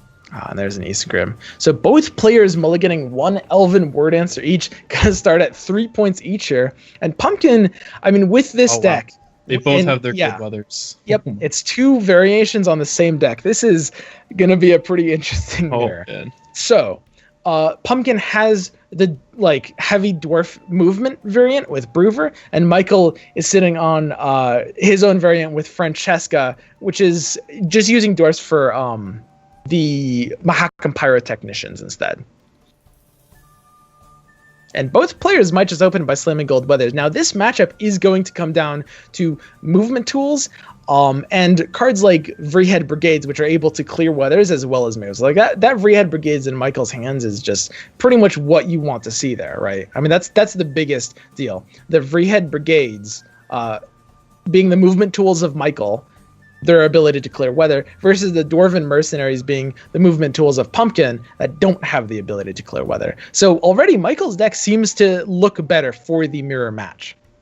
Yeah, and Pumpkin only has the 1 Vreehead Brigade, and that I can't see with the rest of his deck, but it looks like it's only weather clear in the whole deck. So yeah, and if Michael has multiple Vreehead Brigades, which he very well may, then he's looking at a pretty big advantage here just off of being able to clear and avoid those golden weathers. And there's the Roach coming out into a row that it's just going to die in. But, I mean, both players are basically going to have to try to stick units to these weather-heavy rows as much as possible. It's just going to be a competition of who can get their units to stick and who can't. You also have the option for Yavin from Pumpkin's Brewer here, which is potentially decent. I mean, Michael has the Yavin in hand. Brewer can pull out that Yavin, but Michael also has the Francesca, which gives him any tool he wants from his deck. Yeah. What do you think? Is there any particular reason why Michael played Drought whereas Pumpkin played Ragnarok here, when they both have both options? I mean, the biggest difference it makes is the Trapper. You see a Trapper in Michael's hand, right? Mm-hmm. The fact that he played Drought, and Drought doesn't work with Trappers because it destroys the trap, right? The fact that Michael played Drought first is Michael saying, I would rather use this Trapper in a later round than an early round, or I expect this Drought to start getting cleared off, and I'd rather get the Ragnarok to actually stick to the board. For Michael, the Ragnarok is the better weather because it enables the Trapper. For Pumpkin, they're both pretty symmetrical, I would say. Yeah. So we see Michael playing the first of his weather clear options. This basically just gives him a row he can actually play on. And interestingly enough, depending on how the clears work out, Pumpkin's eventually going to have to make a decision with his other golden weather. It looks like he's going to pass here and basically just force Michael to play a card down. Yeah, and if the round had extended further, we were looking at the hailstorm in Pumpkin's hand, which would be very big later on. Yep. I actually really like that pass from Sir Pumpkin. I mean, just forcing out that one brigade, you know you've kind of lost the round. It's a really sticky situation to kind of keep playing into after the opponent has 3 weathers to your 2, and you just need to get out there as soon as possible. Michael just taking the round, thinning his deck a little bit, increasing his draws here. He's going to be drawing into an 11-card deck instead of Pumpkin's 14. Pumpkin needs to be... He should know that another golden weather is a possibility, right? So he should be trying to figure out a way to get around that as well. Neither player knows that the other has their gold weather ready in hand. Although Pumpkin actually knows that Michael has access to it, since Francesca guarantees access to it if you're desperate enough. So Pumpkin's going to mulligan back the Moran because, of course, he wants to pull it off the Isengrim to gain a little bit of extra value. And interestingly enough, we do see Sheldon Skaggs in Pumpkin's hand. Skaggs is going to be a pretty relevant tool in this matchup. Yeah, does Michael have Hailstorm? Because it's a great way to avoid that Hailstorm. But in a situation where you're getting hit by gold weather, Sheldon Skaggs is just going to give that a little bit more value at the it's not even just the golden weather, it's also these Mahak and Pyrotechnicians as well. I mean, Skaggs just develops all 3 of your rows, and against Michael's deck, that is the exact opposite of what you want to do. Now Michael does have Hailstorm. These decks would always run a Hailstorm, but it looks like he doesn't have it in hand. But he will be drawing it off the Yavin. Michael's deck plays for basically the guaranteed Yavin into either a gold or a silver, one of these spells, these 3 spells that are key. So the Yavin's going to guarantee him that Hailstorm, and he's always going to take it. He wants to play for that Hailstorm. So the question is, what does Pumpkin expend here to be able to make up this difference? What's your kind of least committal asset in this matchup? It's a tricky one. Honestly, it might be one of his officers. I would say officer here. Probably just mulligan away the Dwarven Mercenary. Yep. Oh, he mulligans the other officer. Now he's found the commando here. This could actually be slightly dangerous for him. I mean, he has cards he doesn't want to draw, right? If he I mean, he's drawing 2 cards here, right? If he finds a combination of commando, Moran, and Dwarven Mercenary here, that could have been pretty dangerous for him. I think he has to sit on this hand. I mean, he has too many cards he can't draw into here. Yeah. Does he have both Ruviel and Moran, or is just Moran? I think it's just Moran. And we see Michael getting that last brigade. That's going to be huge for him. Wow. Michael has the ability to clear a single row of weather and move things around. I think this matchup might just come... Hailstorm, though. Yeah, that's true as well. But Michael has his own Hailstorm, and we have to see these golden weathers being developed on both sides. So here we see Pumpkin playing out his gold weather, and here we have to see Michael developing his own, or just potentially, I guess maybe I could see him. Yeah, he could. It's a pretty comparable move either way. But I mean, this is just going to be another full round of 2 golden weathers on each side, and both players just trying to get their value to stick. Now, Michael does have Morin and Isengrim in his hand. Does he have to reveal, though? I don't think so. I think he's actually planning to Francesca the Morin. I think we'll see that here. But he's actually developing Francesca a little early. What do you grab with Francesca? It's the 3rd Vrihad Brigade, right? I think you would always grab the 3rd Vrihad Brigade here. Send Morin, get the 3rd Brigade. You want to clear as many rows as possible. And you know you already have access to Hailstorm with Yavin, guaranteed. So he is going to go ahead. Ooh, Ida Amin. Wow. Oh, that is huge. Gigantic. And you know, in the mirror, you have the guaranteed Francesca access when you need it. I really like that Ida here. Is that just going to clean up this matchup? I mean, he has the weather sticking, and Pumpkin doesn't. He's going to avoid the weather. He's gonna remove the weather, avoid the marigolds, and just beat him down with that Ragnarok. Yeah, and he has his own Hailstorm guaranteed off the Yavin. I think I think this is it. I mean, this is a deck that plays for a very narrow but powerful condition, right? It's sort of like a kind of old dwarf deck, right? It's kind of like, testing for an answer and going all in on like trying to outpower them if they don't. But Michael having the answer and Pumpkin not having it is really huge. Deck. He does have a White Frost still in his deck, though. Yeah, I mean the Brewer is just going to be pulling a Dwarven Agitator here. I mean, there's no silver that Brewer can really pull here because Moran is guaranteed off the Eastern Grim. Even will be pulling that White Frost, so we'll be seeing one row sticking with weather for now because he still has that Brigade, but overall that's still not going to be enough for him. Yeah, so he mulligans. Wow. He's mulliganing away the Yavin. He's getting it off the Brewer then, or I mean, the Yavin is good value because it plays. He doesn't have anything to get off of Brewer really besides Yavin. But he could get an agitator, but agitator is always value. But yeah, this is messy, and Michael's just playing a little bit passively. He knows that so in Michael's position, you basically know that you've won the game if there's no clear coming out, right? Because you have this Ragnarok sticking, and when you know that, you're totally fine letting Ragnarok kind of delay by a turn or two before coming out because you want to play for the potential that they do clear it, and therefore you want to get the immediate value out of Ragnarok when that happens. So I think Pumpkin knows that he just got Hailstorm off of that Yavin. Yep. Yeah, he knows that it's either Hailstorm or Ragnarok because when the Yavin's played, you can see both options, and you know these decks don't run more than 3 spells. So here's the Yavin coming out.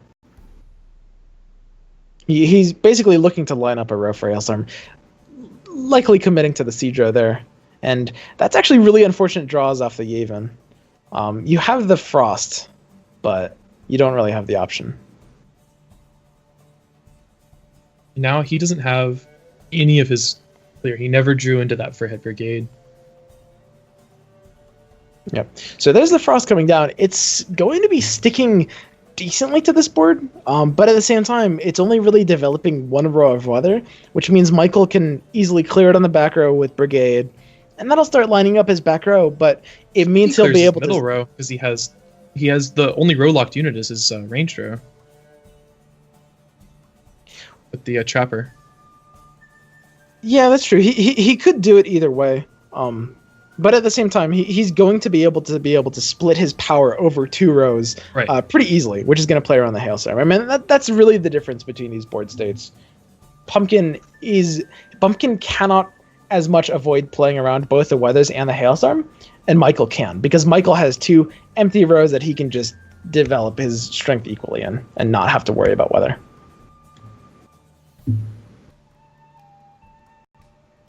It's interesting that he pulled the Yavin out of the Frost instead of pulling the Officer into the Ragnarok on that middle row. Because the Yavin's not getting hit by the Frost for another 2 turns anyway.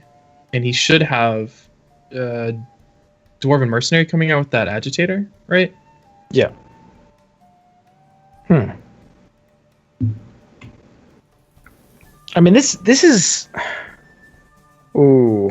I mean, he's going all in. He knows that Hailstorm is going to destroy him, and the Trapper is going to see really, really amazing value here as well. And this is why Michael played the Drought in round 1. I mean, he knows he wants the Trapper value in round 3. This Trapper is going to clean up, and because he made the decision to play Drought over Ragnarok in round 1, this is completely enabled.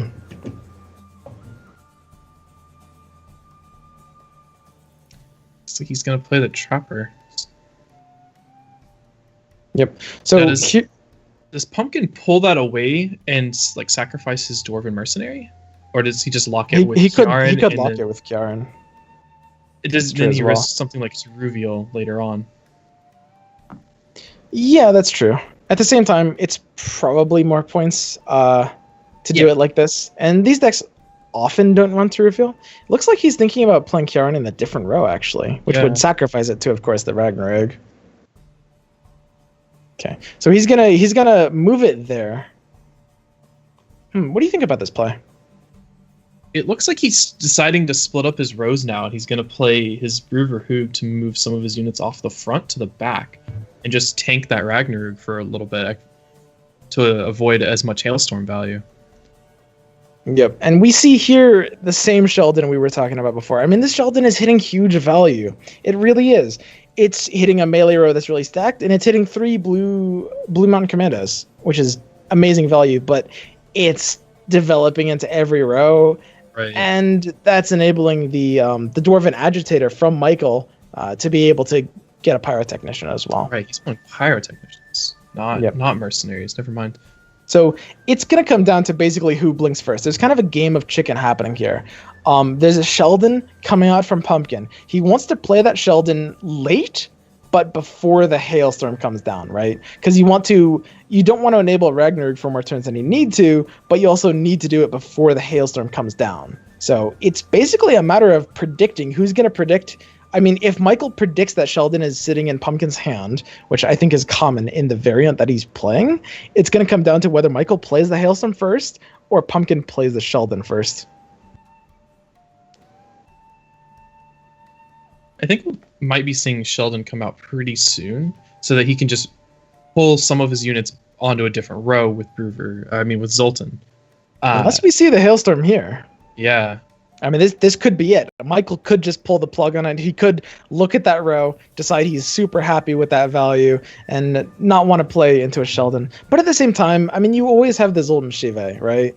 And the Zoltan Shive kind of means that you are pretty content hailstorming after the Sheldon. I mean, you pick the row that's stacked and you just Zoltan it a little more there. So it's possible he could go for that instead. But, I mean, it's pretty obvious from Michael's perspective that Pumpkin's sitting on a Sheldon here. I mean, you would always split your rows up evenly. Oh, he's hovering the hailstorm. He's thinking about it. He's going to take it. The fact that Pumpkin's not splitting his rows up among that is a huge tell that the Sheldon's coming down. So we see the hailstorm there absolutely devastating Pumpkin's power, but he still has those commandos, and they're still going to grow when the Sheldon is played. He still has the same Sheldon value, it just no longer dodges the hailstorm. And Michael's going to be able to save his Zoltan Shive just to enable a little bit of extra Ragnarok value on that range row now. He can play for full value there. I really like this play from Michael, predicting the Sheldon and playing the hailstorm a little early. Very reserved play, very safe play, and it just means you're going to be able to get a little more Ragnarok value because you can Zoltan earlier as well.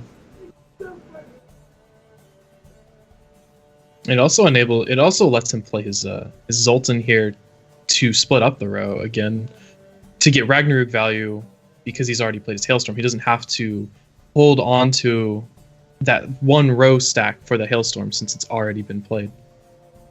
Yeah. One of the tricky things about Michael's situation here, though, is that there's no way to drag another unit to that third row. I mean, normally you would have a third drag for that siege row that would just basically kill off a unit instantly, dragging it into weather, dragging it into the Pyrotech off of this agitator. But with no way to do that, and with this Zoltan Shive pulling his own units back to safety, I mean, Pumpkin at this point is basically concerned of a second trapper, right? But if he knows there's no second trapper, he's going to be pretty safe just playing the Zoltan Shive out here. I mean, there's no more row punish coming out from Michael. Yeah. I mean, Michael could mulligan the Morin and try to get a trapper off of it. Yep. And this Sheldon Skaggs is going to be pretty good value. I mean, it's going to be played into a turn of Ragnarok in addition to the Pyrotech if Michael saves the Pyrotech for last. But at the same time, I mean, you're still sending back something like 15 units and you're still buffing those Blue Mountain Commandos. So that's still a valuable Sheldon, even though it does enable a little bit more value out of Michael. Looks like Michael's going to probably just clear that back and move one of the units. So here's the Sheldon, and it's basically just going to come down to this. It's all about how this Sheldon goes. I mean, Michael is sitting on more points right now because he has the Hidden to Reveal, and he's got the Pyrotech as well. So we see the Sheldon go, sending these 12 or so units. This is closer to 15. This is quite a lot. Gigantic Sheldon. Wow, 24 points up. It's Ragnarok and Pyrotech. I think Michael has this, right? I think he does. The Ragnarok ticks should do it. Oh, yeah. Yep. Wow. Wow. So, yeah, at the end of the day, having that item tech, I absolutely love that item tech. Yeah. And we are going to go to game 5 of this series, where it will come down to Pumpkin's deck versus GumGum's Nilfgaard, I believe. So we can get into that now. I mean, basically, the one last thing is, does GumGum have these clear options? I mean, he knows the deck he's playing against, and he knows that all he needs to do is be able to clear the weather to have a good standing here. Now, we know GumGum has Van Hemar, and we've even seen some standard bearers, yes? I think he's running 2 standard bears, I believe. So he GumGum has GumGum is weather well equipped picks. for this matchup. Yeah. And we see Pumpkin switching it up with Dolblith and a Marksman. Those would have been great in the last matchup. Yeah. And he's also using He's the also Pyrotech Pyrotech yeah. as well. Yep, he switched his deck up. I think he liked Michael's deck. Yeah.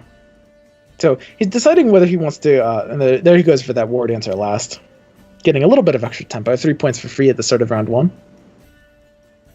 But he's still using the Brewer over the Francesca. Interestingly enough, we also see Summoning Circle. What do you think about this here? It's interesting. What is he?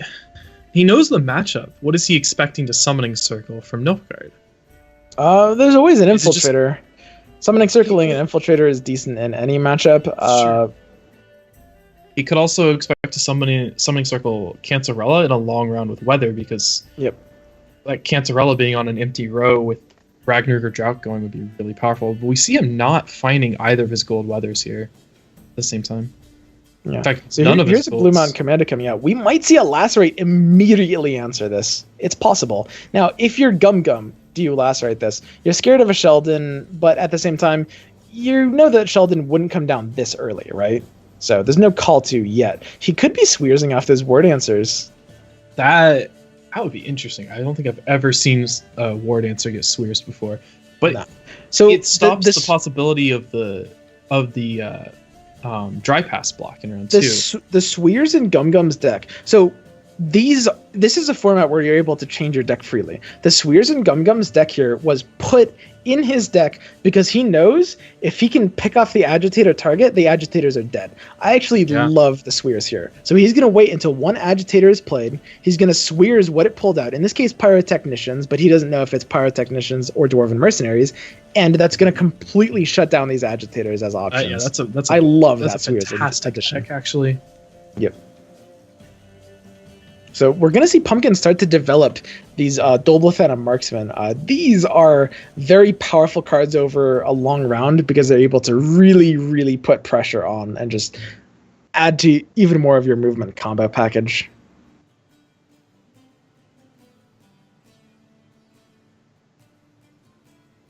It looks like... I think GumGum just needs to... He doesn't have to play for power here since he won the coin flip, but he's trying to play a little bit. He's trying to get more of his Imperial Brigades or Enforcers out, I'm guessing. Yep. Oh, So we no. see an early Assassin coming down on that Marksman. That's very- He's realizing the threat of Marksman in a long round. He wants to put pressure on Pumpkin, hopefully to force out a gold weather. Now, the biggest thing about Pumpkin's hand that we haven't actually mentioned yet is that he's not sitting on these weathers, right? He's going to have to play out a long round and just win with his movement package cards. Yeah. It's honestly a little bit awkward for him to try to force this into a long round. Yeah, and now he knows he has a good grab off the Aven. He has a 3/4 chance of finding a weather, even if one of them is a White Frost instead. That Yavin has to be basically his saving grace here. I mean, he needs to be able to find one of his high value weathers off of it if he wants to be able to get the deck's win condition really going.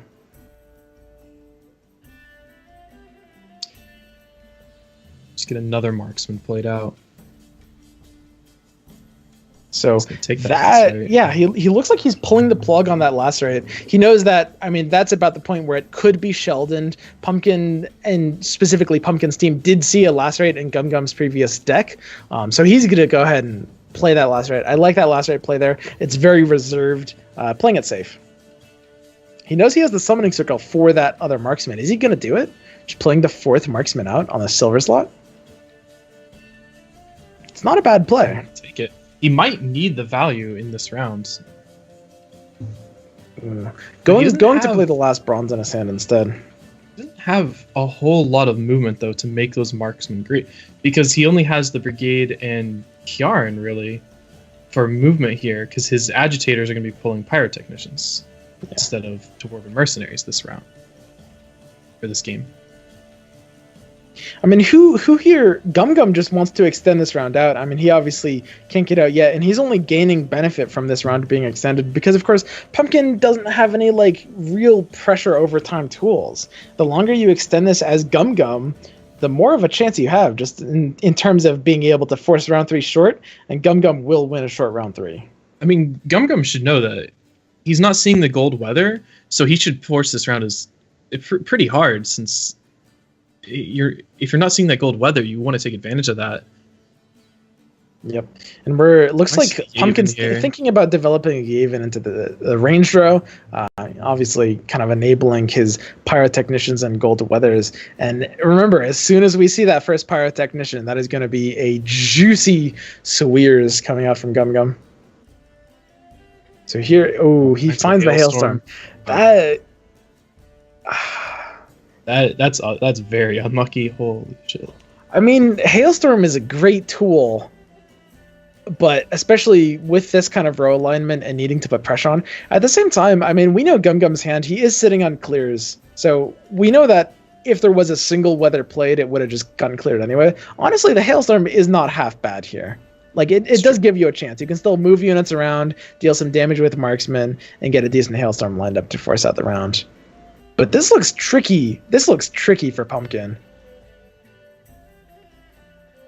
I mean, it really all comes down to this game. I mean, we are week 6 of this tournament.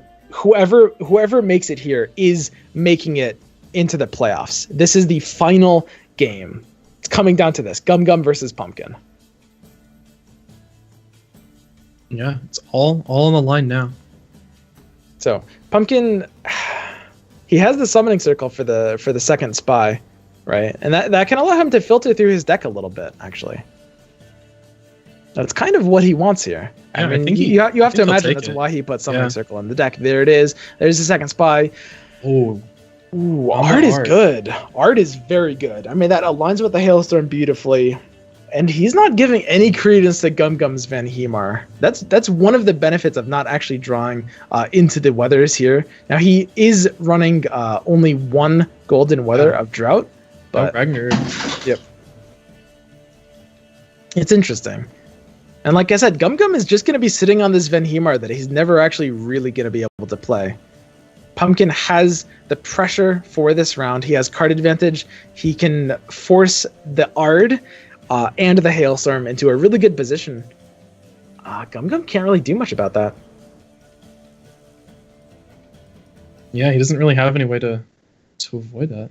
Like, GumGum is ahead on points, but he's a card down, so Pumpkin can just kind of stay within range and pressure him. We might see the first Agitator come out here. I mean, this is kind of the time for it, right?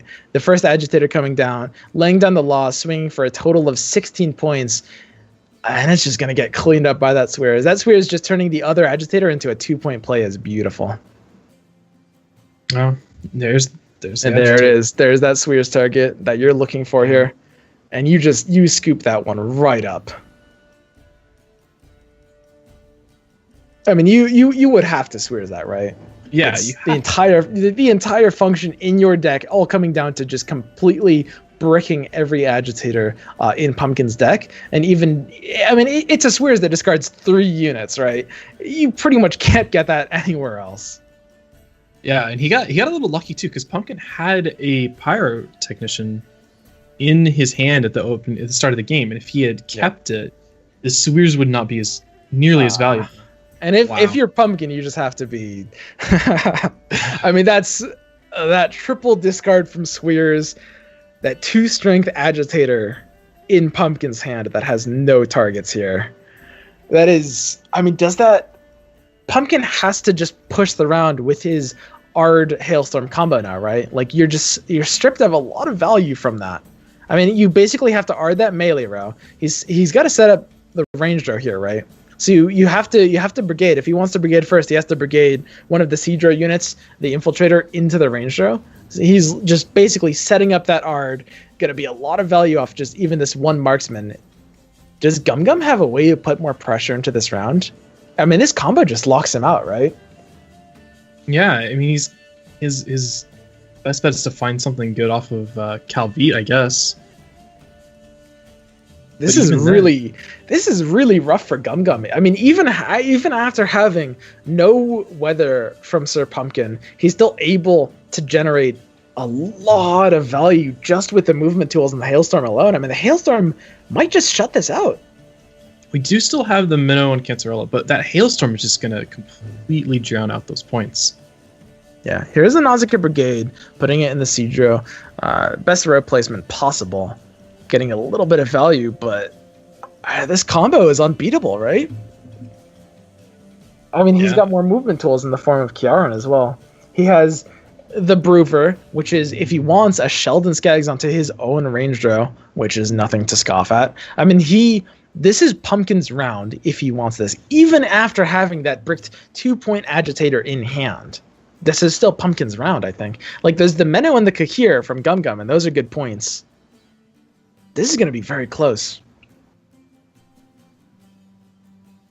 He's thinking. He looks like he's thinking. Do I play passive with the agitator and just try to get him to play another card? Oh, now he's playing Kiaran. He's looking at the Ard, thinking about just going ahead and taking it. Yeah. Does he Kiaran the? Yeah, he's just pulling that to the middle row instead of locking the brigade, the Imperial Brigade. Yep. I mean, it's probably always going to be more points this way anyway. He knows that any value the brigade grows is already halved because it's already doomed to be hailstormed here. And he knows he's just like, he can't risk kind of denying his own Ard value. Should it come up? And in the same time, he's just setting up better for his Sheldon Skaggs if he wants to play it. Yeah, I mean, GumGum has to be completely aware of what's happening. I mean, he knows the deck. It's always going to be Hailstorm coming out and then finishing this one out. And he knows, by the way, Pumpkin's playing that it's an Ard, too. I mean, the way Pumpkin's playing is telegraphed, but can GumGum do anything about it? I mean, the threat of Hailstorm here is just so huge. I mean, is GumGum just... He shouldn't know what's happening. Oh, wow. That's his own Hailstorm. That's going to swing 20 points. Does that mean GumGum might have this if he wants it? I mean, he still has to commit all of his resources. He still has another 19 points in Minnow by itself. But that Ard and Hailstorm is still just incredibly valuable here. Yeah, I mean, that's what it's going to come down to. I mean, Pumpkin needs to make up 37 points here. The Ard is going to swing for an immediate total of 21 points, and then the Hailstorm on top of that is going to clean up 5 off the difference. Hang on. Ooh. So it's going to be roughly a 25-point Hailstorm. After a 20. No, not 25. Oh, here comes this. So he's playing Skaggs. Play Skaggs a little bit early here.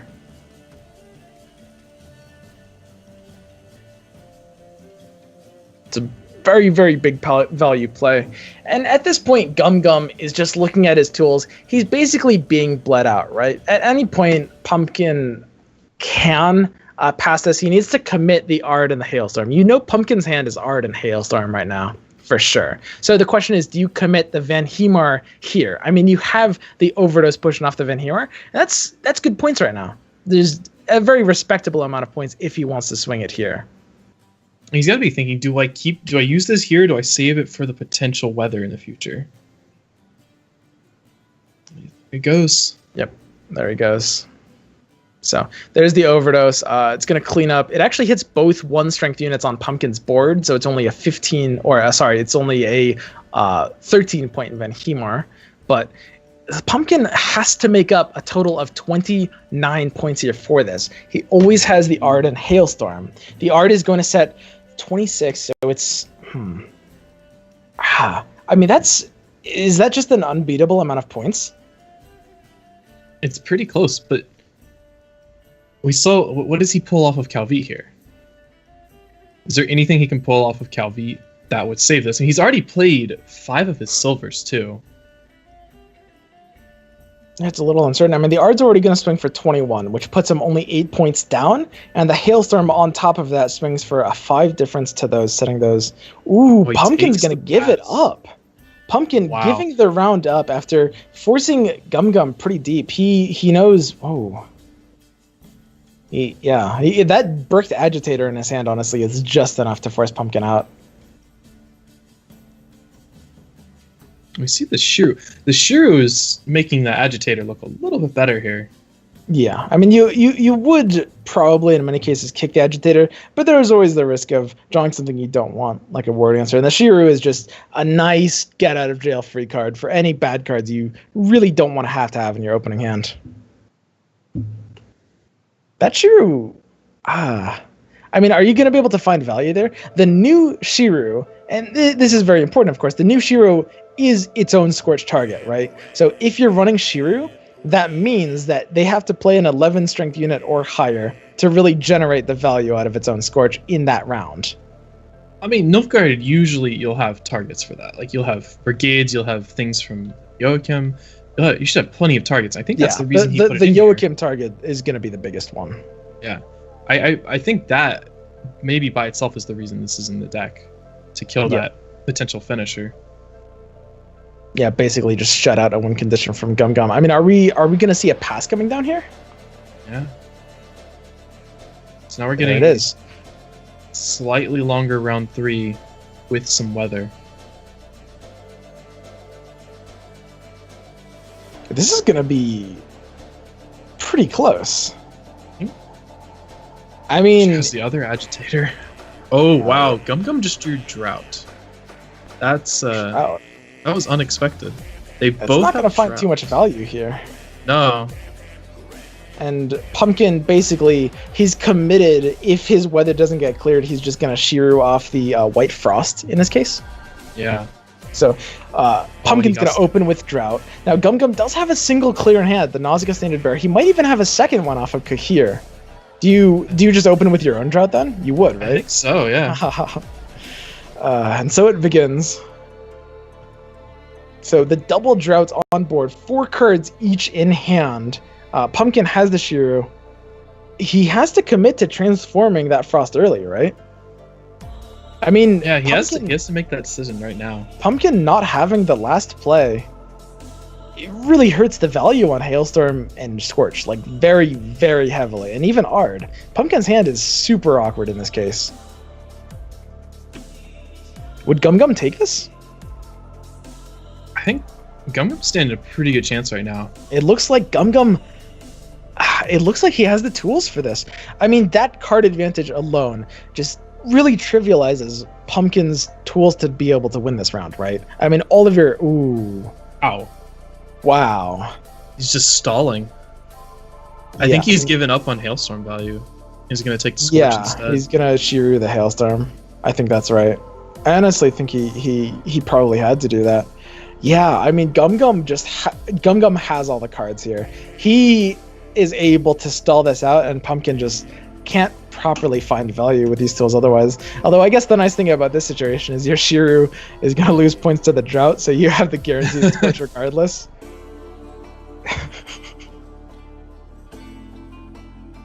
I mean, you have the Ard, but it's just not hitting the value you'd want it to here. So he has to Shrew. He has to transform his Hailstorm. But that's it, right? GumGum has the tools. He has the last play. If he finds something big, it's unscorchable. He has the last play. Declines the option for Scorch. He's going for this instead, the Hailstorm. Basically just as a more reliable version. And he knows that GumGum is locked into playing a single row anyway. So there it is. There's the Infiltrator. I mean, you just don't have the points as Pumpkin. It's just impossible. That's it, right? Yeah. I mean, the meta always cleans that up, and the most points that Pumpkin can possibly muster is 4. It's always 4 because it's the Ard as the last play and takes 1 from the Drought, and GumGum will always be able to beat that. That's it. Yeah, I'll do it. Wow. Yeah. No, that's just really, Oh, you hate to see that. I mean, Hailstorm just touted as one of the strongest cards in the meta right now. Just finding a pretty small amount of value in this case. A pretty, I guess, like, bottoming amount of value. And here's the Ard coming out, and it's always going to be beaten in value by this Kahir from GumGum. So that is it. That is Gwentlemen Red taking the playoff decider match, right? Yeah, they're moving on. So Gwentlemen Red moves forward, and Pumpkin Down Under gets eliminated after a very close best out of 5 series. I mean, there were a lot of. It comes down. It depends. It depends on what this Kahir is pulling, but this is he's able to clear it as well. So they teched in a first light on top of everything else. Wow. Yeah, they came absolutely prepared for this matchup. They knew what they were facing, and they teched very well against it. The Swears, the Weather Clears, and their own Drought as well. Yep. So that is going to be it. An extremely close best out of 5 series. Our hosts, Jagras, Lamios, what did you guys think about that?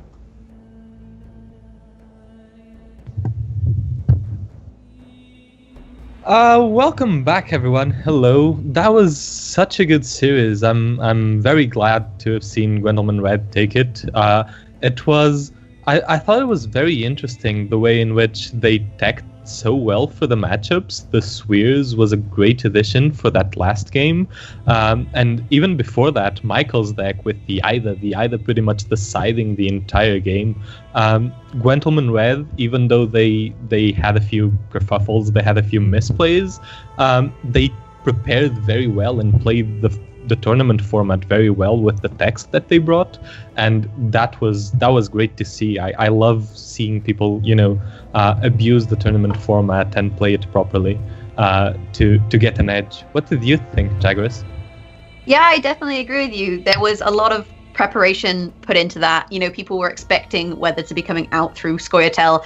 We saw Northern Realms banned, which we did expect, and as a result of that, you could kind of predict the Scoia'tael, and a lot of Scoia'tael decks are running Weather at the moment, so you could see people were teching against that, and they were teching against the Dwarven Agitators with things like Swears, especially when you're going into a Scoia'tael matchup and you do have that infinite sideboard. I mean, I'm impressed that Gwentlemen Red did manage to come back after that Fringilla play we saw earlier. I feel like for me that would have definitely caused me to tilt. I would have been properly like horizontal at that point. It's one of those plays where you think, did he mess up, or was he just, they were accepting the loss and were, trying to make one of those plays? Because bear in mind that there is a prize for the, I don't know, it's memeiest or best play, and the players and viewers are encouraged to submit plays to Gwentlemen. There is a monetary prize, so maybe that was what was going through his head. I don't know. We got to see our Dagon. How did you feel about that? Well, I like Dagon. I think Dagon, when you remove Northern Realms from the equation, Dagon is probably the strongest deck in the format. It's not very consistent. It has a lot of problems with bricking, but the sheer amount of power that it puts out, cards like Woodland Spirit, for instance, or the constant Weather and the Vrans with the synergy with the RP Hex, they just generate too much value for other decks to be able to compete. It's when you remove Northern Realms from the equation, which is the deck that usually can compete and has a very good time in that matchup if you manage to keep up in tempo, then Dagon usually wins as long as it doesn't brick. So Dagon is, I didn't expect any of the teams to get to not be able to win with Dagon. Scoia'tael, on the other hand, Scoia'tael is an interesting beast because Scoia'tael actually had tremendously high win rates when that double Gold Weather showed up, because, I mean, the instinct everyone has is to pass when Gold Weather is played against you and you don't have any clears, but that actually plays right into the win condition of that deck, because they can just dry pass you and have another long round with guaranteed Gold Weather. I was very fond of how both teams played that matchup, because the key to winning that matchup is forcing the Scoia'tael player to play most of his cards in the first round, because it doesn't really have any finisher or any carryover that they can set up. So I was very glad to see people actually learn and know how to play that matchup in such a short amount of time since the deck showed up. Oh, for sure. And we definitely saw that in that final game there with the long round really costing Pumpkin Down Under the win. I guess, like, I'm disappointed that they didn't win, but I guess that's what Pumpkin gets for bamboozling me. He is not, in fact, Australian, and I feel like I've been very misled here. So, that's what he gets. But all in all, I think that we had some really great games. And bear in mind, people, that we are competing here for over $1,000 in prizing now. And that actually was originally a $200 prizing, but thanks to donations from the viewers has now gone up to $1,000. Yeah, that's really good, and thank you to everyone who's donating and who's contributing to making this one of the biggest, or I think the biggest by a fair margin, fan-made event so far, or fan-run event so far in the community. It's been a great pleasure running this with you guys, and having you guys contribute to the prize pool only contributes to making the tournament better for everyone involved. So thank you to anyone who's donated, and thank you to anyone who wasn't able to donate for whatever reason and is just, watching and keeping us company. Yep, and don't forget that any donation message that you put on your donation will be read out during the stream by the casters. So if you want to see Panda and A-Dash, or our next set of casters, say something silly, or if you donate early, maybe me or Lamios say something silly, then now is your opportunity, and every dollar does help. But we're going to go to a quick break now, and then we'll be back with our second series of the day. That is Gwent DE, so German team versus the Slovakian team. It's going to be a battle of the EUs, and who will come out on top, we'll find out soon. Yeah, it should be fun.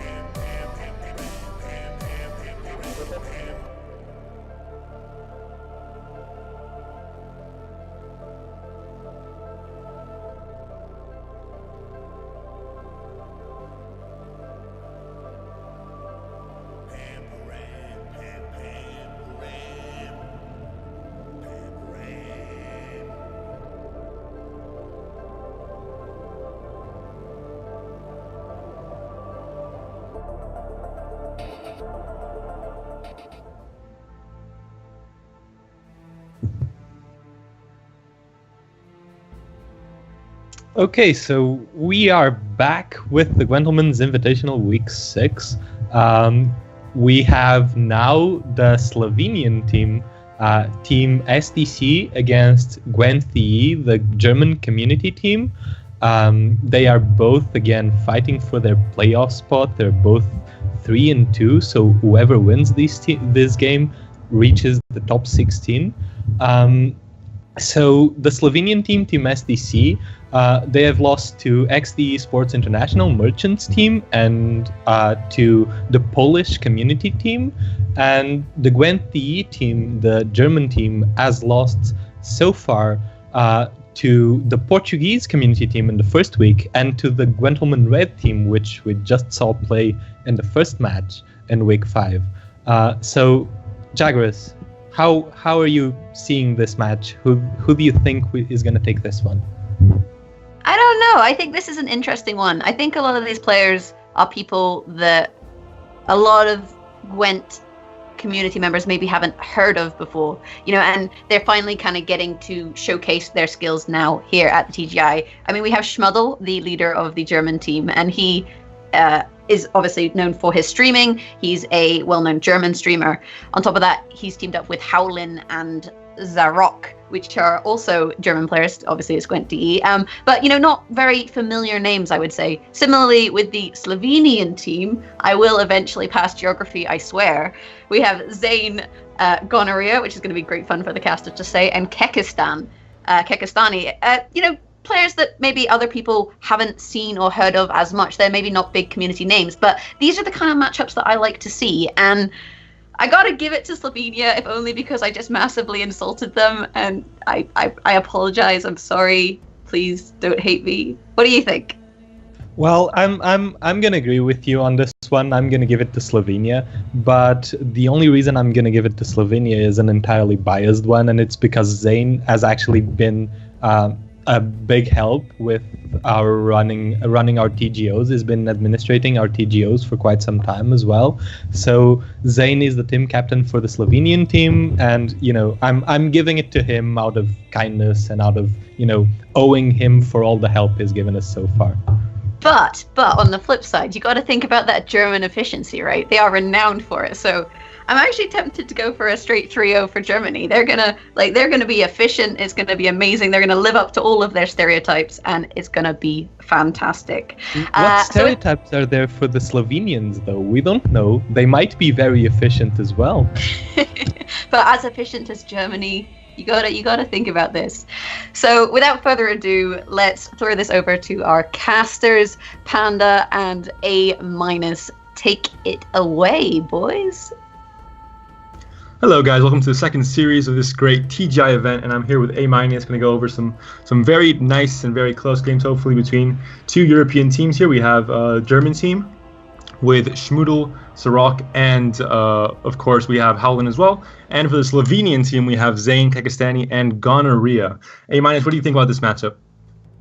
So I'm actually not too versed on either of these teams. I do know Schmuddel and Zarok as prominent ladder and tournament players, but I'm definitely very excited to see what both teams have to offer. Like I know Zane personally, and that's really all I know from their team. So yeah, I'm really excited to see if we see any interesting decks or things that we bring out today.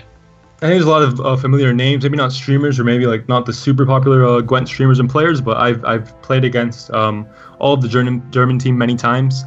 even since close beta even, so I think they're very good players and very veteran players as well. Not so much against the Slovenians, but I have played them in the TGI actually with my team, so I know they're very good teams since they did win against us quite a few weeks ago, but I think it's going to be a really close match. Very good teams and very good players, so hopefully it is a close one. Maybe get 3-2. What do you think? Yeah, I'm going to go for a 3-2. I think this is definitely going to be an interesting series, and I hope it goes to the 3-2 anyway. That's the most fun, right? Yeah, let's lead right into this first game. Let's see who's going to be playing in this first match. Obviously, the first match is very important because the winner kind of decides, a bit of the tempo, a bit of like, you win the first game, you're already kind of relaxed maybe, so we'll see. We do see Schmuddle coming in with Eredin. Not always the most popular deck. Dagon's most of the time considered quite superior, even last patch as well. So we'll see if you can pull off, with a Wild Hunt archetype, considered by many to not be as strong as Hybrid Consume, for example. So it's going to be interesting to see what he can do with this deck and if he can pull off the win here. Yeah, for sure. Eredin being one of those decks that a lot of people have sort of frowned upon playing this in this meta. A lot of people feel like it doesn't have a great tempo play, which kind of suffers in this meta, where a lot of decks do have that high tempo play, such as the Nilfgaard we're seeing now that has a lot of good ways to stay in around and force cards out of the opponent. So yeah, it's going to be interesting to see. So we see the mulligans here pretty standard. We're going to see a Wild Hunt Hound, 2 Wild Hunt Hounds in that open hand from Eredin. So yeah, going to be a pretty solid game from this Eredin player, I think.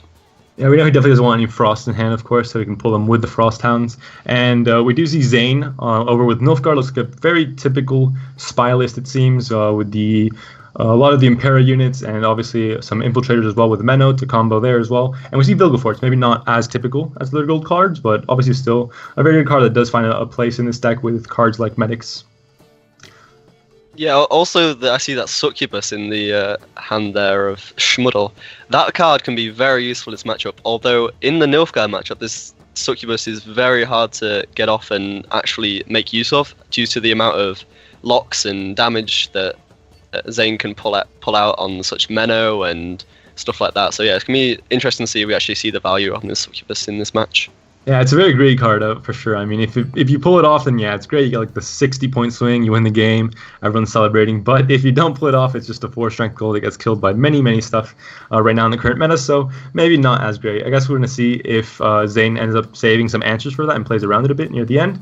We do see an opening from Schmuddle with the Frost into an empty row. One of the problems with this deck is it doesn't have any reactive or proactive plays at the start of the game. There really isn't anything you can do turn 1 other than Frost into an empty row, so maybe you're kind of wasting the Frost, but then you do see the Drowner coming in and pushing that unit into the back and instantly killing the Impera Enforcer. So obviously that's how you play this deck. You place weather wherever you want and then just push units into the weather if they're not already there. So it works out in the end for Schmuddle. Yeah, you really want to try and get rid of those Impera Enforcers like as soon as possible. You don't want them to get any tempo going, you don't want them to get any chains going with emissaries, you just want to get rid of them as soon as possible. So we see the second one coming out here just to get Zane's getting his tempo going, and he wants to get those Impera Enforcers out, but Schmuddle's just not letting him, and it's going to be a real struggle for him in this match. The good thing about this deck is there's a lot of engine units right now in the current meta that are at 6 strength, so you can pull off this Drowner Frost or really Drowner with any weather combo. It even works with the Doragate Drowner combo with the weather decks, the golden weather decks with Scoia'tael, and kill off any of these engine units right off the start, like the Impera Enforcers, the Siege Supports with Hensel as well. So a very interesting combo that works really well with weather, as we can see here. Schmuddle getting instant control of the battlefield. The board is cleared of 2 very big engine units that would have provided a lot of tempo over a long run for Zane, so he's definitely happy with that, and he bring out the second Froster just add even more damage to Zane's board. Yeah, even with this high tempo that Nilfgaard can bring out, this is going to be a very hard struggle from Schmuddle here, from Zane here, as there are a lot of units he can use to push those units into the weather and then force those units out of the game. Unfortunately, we do see Zane has that weather clear in his deck, so we're going to see the weather cleared off that row, and Schmuddle's strategy is kind of hindered now, and it's going to be interesting to see what he pulls out of the bag here. The other thing, standard bears aren't really as efficient against other decks. So it's going to be interesting to see if Zane included only one of them, and if he did, then it won't be of much use in the future rounds. So Frost will still be more effective here, or if he has more of them, then he made his deck more inconsistent against other decks. So it's going to be interesting what Zane's team decided to do with this Nilfgaard deck that does have the answer to weather with the standard bears. As we see second Frost here, and he might not have an answer, we'll see in a second. But like you said, this deck builds up very slowly.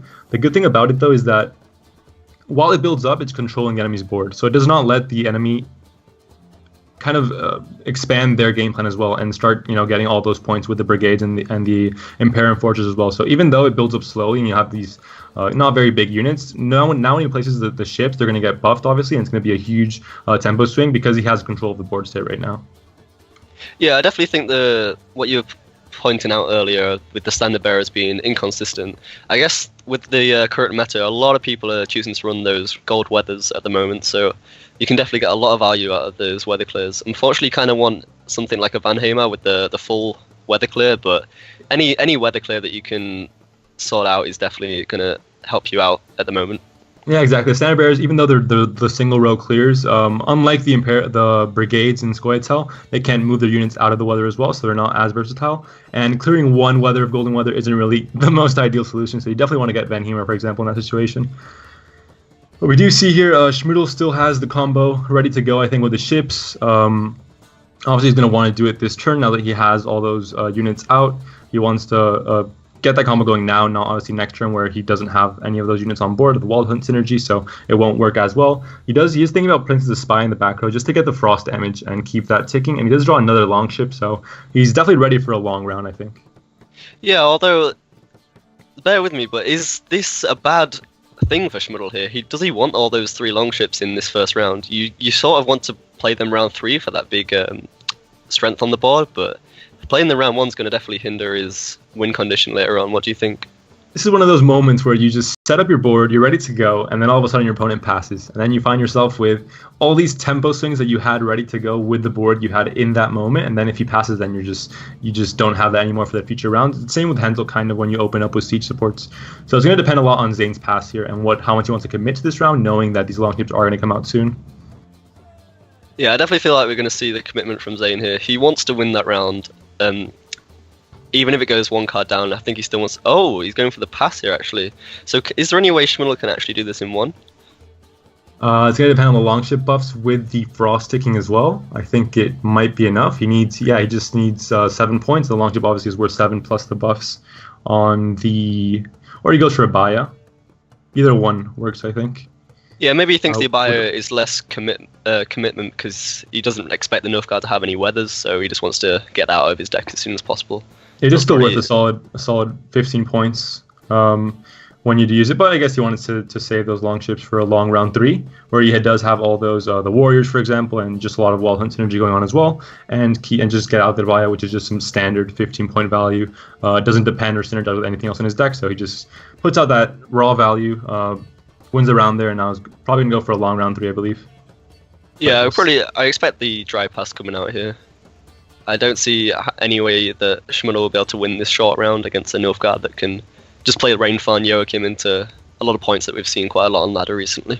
Yeah, there's decks like Radovid that can pull out the infantrymen in round 2 to just get that huge tempo swing right at the start, so you can't really fall behind in card advantage because you need that dry pass to get back that card. But this deck doesn't have those options, I think. So if they want that card advantage back, which I think they do, it might just be a straight dry pass here because they can't really risk letting Zane develop his board and letting Zane build up those Impair Brigades, for example, with the Emissary synergy, and then not being able to pass and still lose and get a card down, basically. Yeah, for sure. Although we do see in Zane's hand right now, he's got a lot of points going on there. It's going to be hard for Schmoodle to overpower this Nilfgaard player at the moment. We don't see any Van Hemar, though. We don't see Weather Clears. Frost over an 8-card round on many rows can do a lot of damage, so we're going to see and especially Succubus. I mean, if Zane doesn't play around Succubus with, the Joaquin pull, maybe a Nausicaa Brigade that ends up at 19 strength, that's a huge swing with Succubus if he doesn't have the answer for it. Or if he has the answers but he uses them early, not playing around Succubus. So either way, Succubus is definitely a threat, for sure, I think, in this long round. Yeah, for sure, and we saw that Menno come out round 1, so that's one less answer for that as well. What other answers did he have? Because he played the Enforcer round 1. He played 2 Enforcers round 1. Does he actually have any answers left for that Succubus? I'm not entirely sure on his deck list, but he might not really have any. We'll find out. But Succubus, even in a long round, is kind of better than a short round because although in a short round, if she works well, she's a big swing. So obviously, with the less cards there are, the better that swing is. But in a long round, you make it so it's very hard to not get value from it if it's not killed. Because even if there's row moving shenanigans or something like that, you're always going to find a row with units and fairly high units, I guess, over an 8-card round. So she's going to find value no matter what. And if she does get killed, losing out on that tempo on that one play over an 8-card round is less important than losing over a 2-card round. So not as bad for Schmoodle, I think, if it is countered in the end. Yeah, and we were talking about how that Frost is going to do a lot for this round 3, but he hasn't actually drawn any Frost unless that Gios draws into that Karanthe. So it's definitely going to be a hard matchup here from Schmoodle in this long round, as he doesn't have that Frost ticking, which is kind of what Eredin prides itself on at the moment.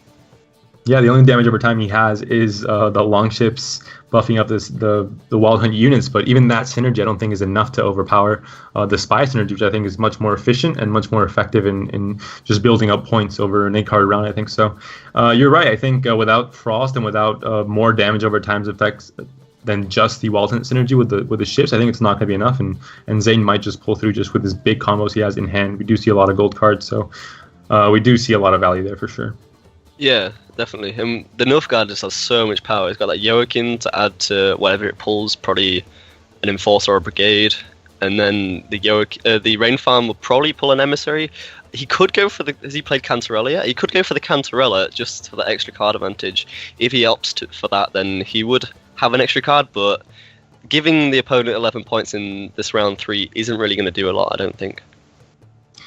I mean, it is Spy synergy, so it's not going to be 11 points in the end because of those buffs to the brigades that he might pull out with Kalvit or Kahir, etc., and emissaries. So, I mean, in the end, it's not really 11 points, but yeah, normally you don't want to Spy into round 3, but considering it's an 8-card round, maybe it's not that bad. He will be able to have last say against Marigold, for example, which might be really important if he saved Joachim for his last card, for example. So, yeah, I mean, the card advantage is going to matter. It's not really 11 points, so it's not that bad, I think, either.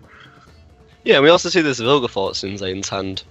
The fact that Vilgefortz usually want to reuse on a small unit, but I guess we do have Roach, and pulling that whatever card that Vilgefortz pulls, which you can kind of check with Calvi. If you use Calvi first, you can check what Vilgefortz is going to pull, and then you can really make use of that allied Vilgefortz, as you know what it's going to pull, so you can use that to your advantage to have the right card for the right situation, if it needs to be.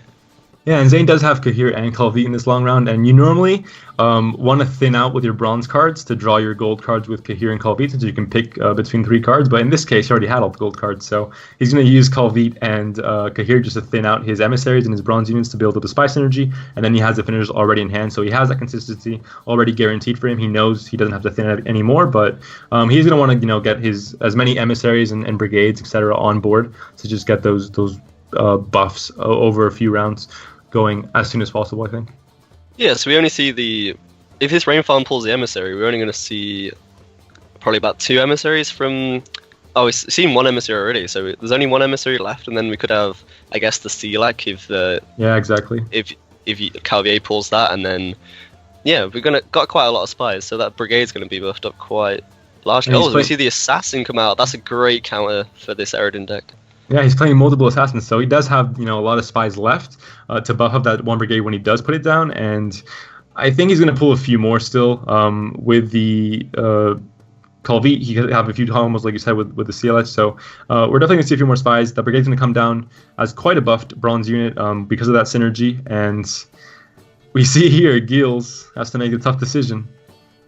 Yeah, very tough decision. What would you choose here? I think I wouldn't go for the Succubus here or anything. I think you just have to assume that the opponent has an answer for it at this point of the game and just go for that Jotun for the value. It's also so early. I mean, you would expect Succubus to come as late as possible to try and get, normally the finishing plays are the highest units or the biggest tempo swings. So especially with a deck like Kalvit where it's pretty consistent in ladder and in tournaments, where at the moment the meta's stabilized a bit after this new patch, and the finishers are normally Joachim into an Ozika Brigade, kills a Joachim and gets buffed to 19. So maybe you expect that and you want to get the Succubus at the end, but he does go for Jotun here and lines him up for Marigold. I mean, it's a safer play for sure. He gets guaranteed value, and it's much harder to play around. Yeah, definitely. And we also see the Wild Hunt Navigator in Schmuddel's hand is kind of dead, but the only reason for it to be in hand that's good is the Nithril buff, which is going to be... Is that going to get much value? Because you kind of want to leave the units on the board to get that Marigold's value, but I guess Nithril is going to have to hit those middle units if he wants to get any value from them, unless Zane plays another unit now that can be hit on a different row. But, yeah.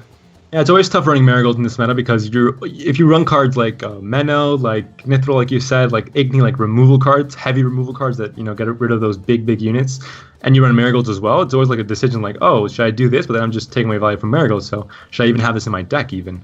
It's always interesting to deck build and think about what options you want and if those things actually synergize or if it's overkill sometimes, like last patch with Coral and Igni in a single deck, for example. But yeah, we see Marigolds is going to get, I guess he has the Impera Brigade now, but... Yeah, we're going to see the value from that Nithril on the Impera Brigade, not hindering the Marigold's value. Let's see what we get from the Caretaker here. There's quite a lot of options. So he goes for the Shire. What's left for him to put back in the deck? I guess he puts the Golem in just to hinder the Calviate, but does it really...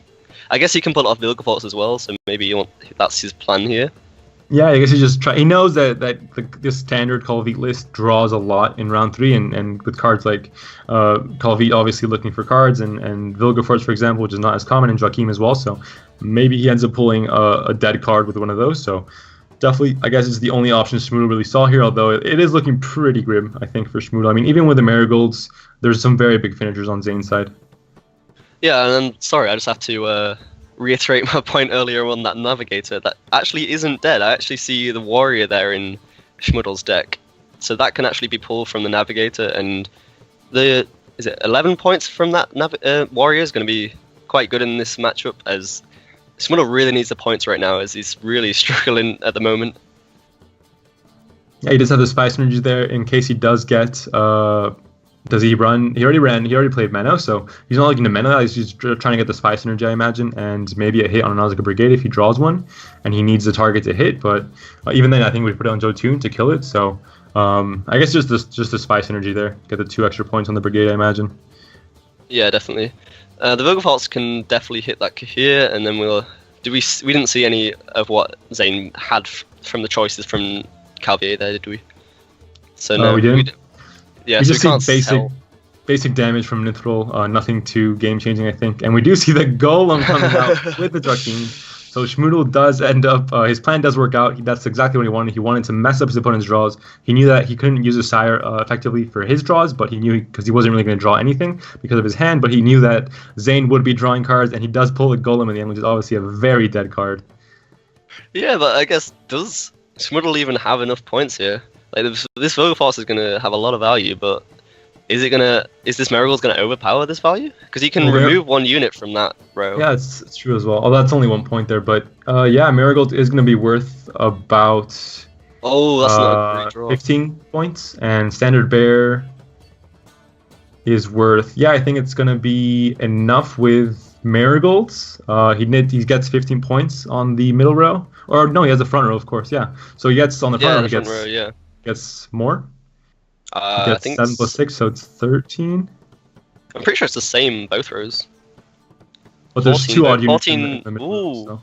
Oh yeah, it's not even. No, of course not. You need to find something. That was off by 10 points. Yeah, it's definitely not enough.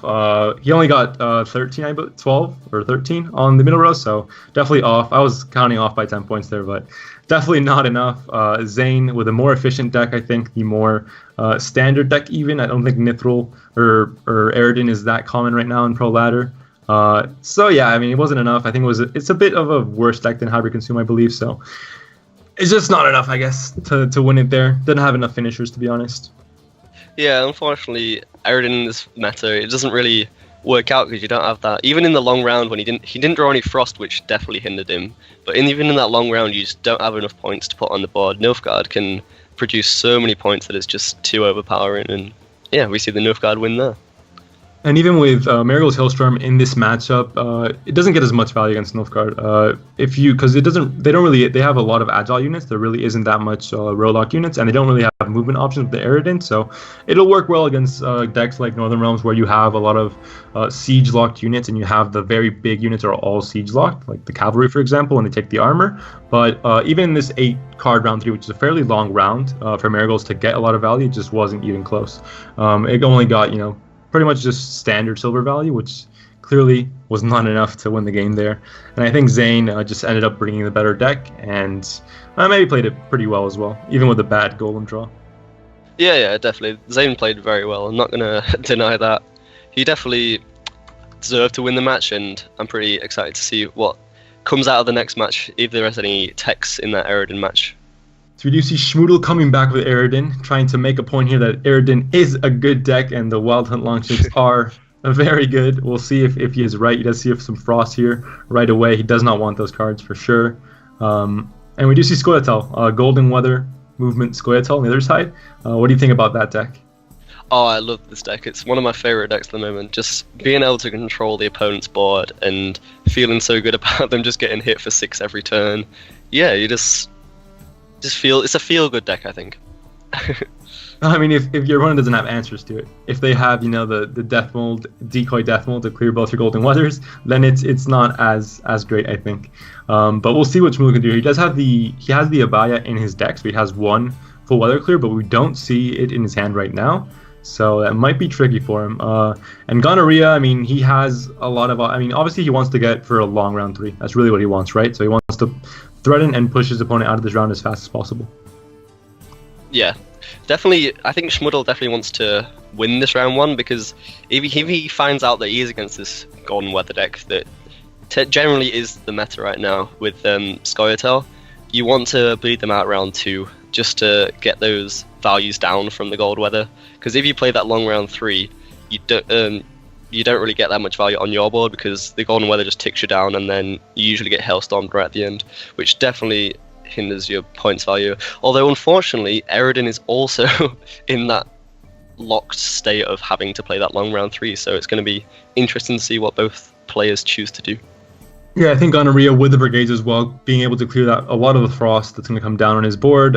He has a lot of options to stay in this round for a long time, even if he is pushed into that. But obviously, these decks want to try past round 2 and go for as long as round 3 as possible, because really their game plan revolves around movement, Marigold's Hailstorm, and Golden Weather to guarantee victories. So he's just going to want to bully Schmoodle out of this round as quick as possible by creating a big tempo lead or playing a spy to create a card advantage gap that Schmoodle can't really play into, and then just drive past round 2 possibly and just go for as long as round 3 as possible, saving his cards like his second Golden Weather and Zoltan, for example. Yeah, definitely. And we see here the Frost coming out. The good thing about this Eredin at the moment is that he actually won the coin flip, so he's allowed to play out these Wild Hunt Hounds without getting punished and going 2 cards down. So we're definitely going to see, I think, a stronger match here from Eredin, as he's allowed to play out his units as he wants, and he doesn't have to worry too much about going 2 cards down, as he can still win it in that 1 card and then have control over round 2. Yeah, the Frosthounds are very, very low tempo units, because they put out 5 points straight away. But then, obviously, that's very little compared to a lot of other openers. So if you do lose a coin flip, then you're kind of pressed for tempo, because you have to keep up with your opponent or go 2 cards down. And Frost is something that you invest into a long round, basically. You just say, I'm going to play 5 points now, but every turn I'm going to get 2 more points. So it's going to slowly build up to standard bronze value. And luckily, you did win the coin flip, like you said. We do see the Golden Weather coming down immediately. We see Drought. These Frosthounds are not in their element right now. They're getting dried out in the desert. And let's see how long they last. Looks like not much. They're both at 1 strength now. Yeah, unfortunately we don't have that Abaya to provide some rain here. But yeah, it's going to be a struggle for Schmuddle here, as he didn't actually draw that weather clear that he does have in his deck. So it's going to be tough to find some points here that don't just get removed completely. And because he won the coin flip, you had the possibility to pass here and just say, you play Golden Weather, all right, I'll counter it by passing. But The bad thing about this deck is if you pass early, you're absolutely doomed because you're going to be running into Ragnarok round 3, and you're running into a 11 card round 3 with Marigolds and a lot of movement on your opponent's side. So you're pretty much going to guarantee at least about 10 units on one row by the end of the turn, and Marigold gets, standardly up to like 30 or 40 value. So it's not going to look pretty for Schmoodle, I think, even with his long ship synergies.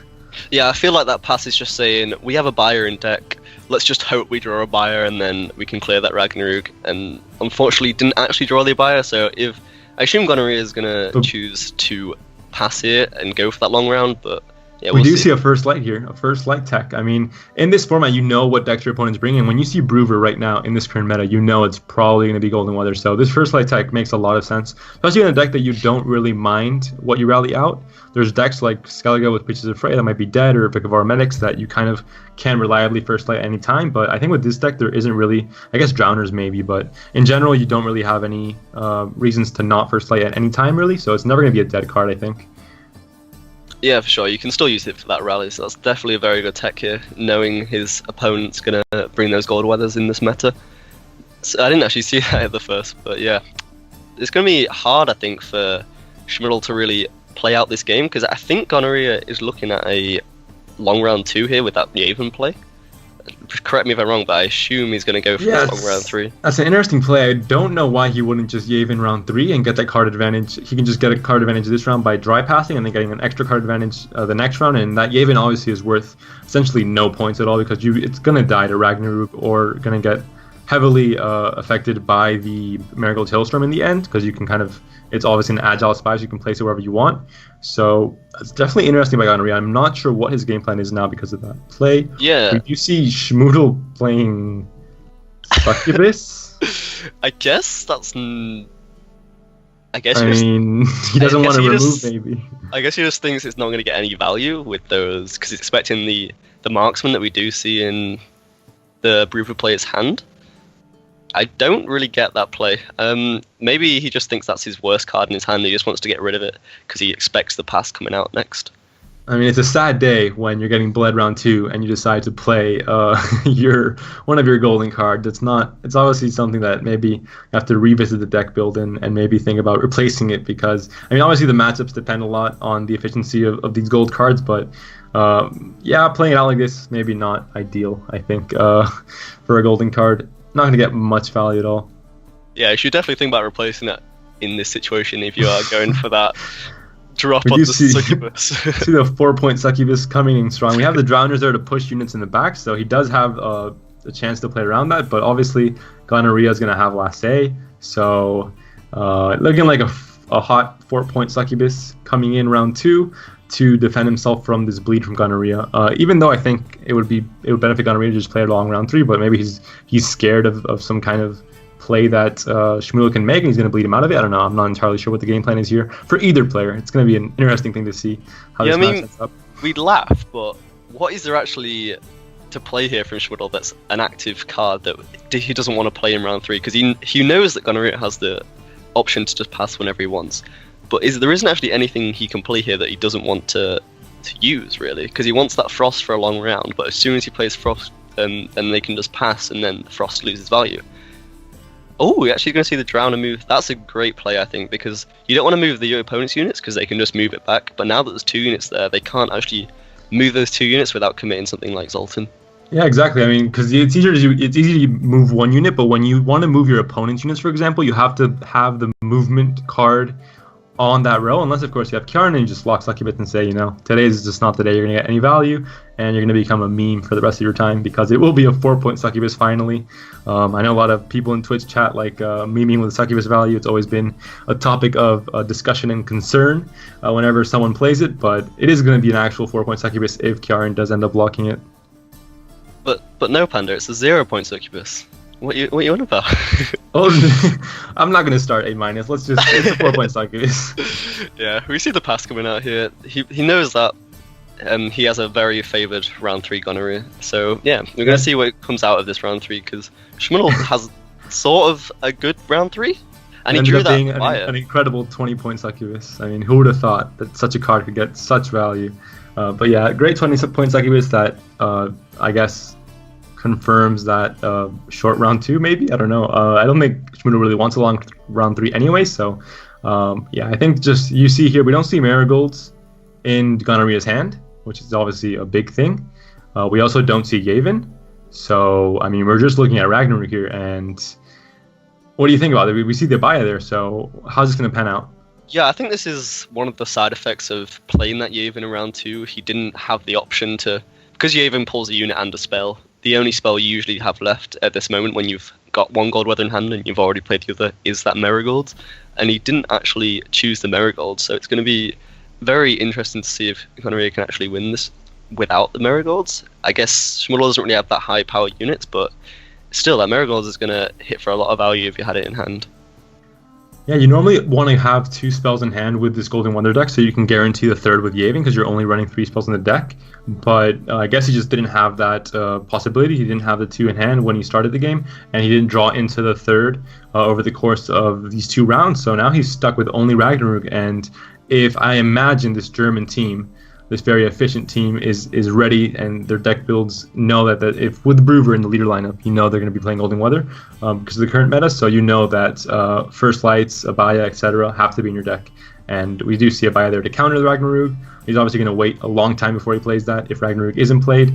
And without Marigolds, I think Schmudel might have a much, much higher chance of winning this, especially with Frost himself. Although we do see 2 brigades there to clear it, so it's going to be close, I think. Yeah, it's going to be very close, I think. I was and ahhing about saying that Schmudel is actually going to be favoured here because he actually has quite a lot of units that can play around with that Frost, but then Gonorrhea can just pull that Frost away with those brigades, so it's going to be a real big struggle here. And we also have the 1 lock on the Longship as well, which will remove that buff on the Wild Hunt units.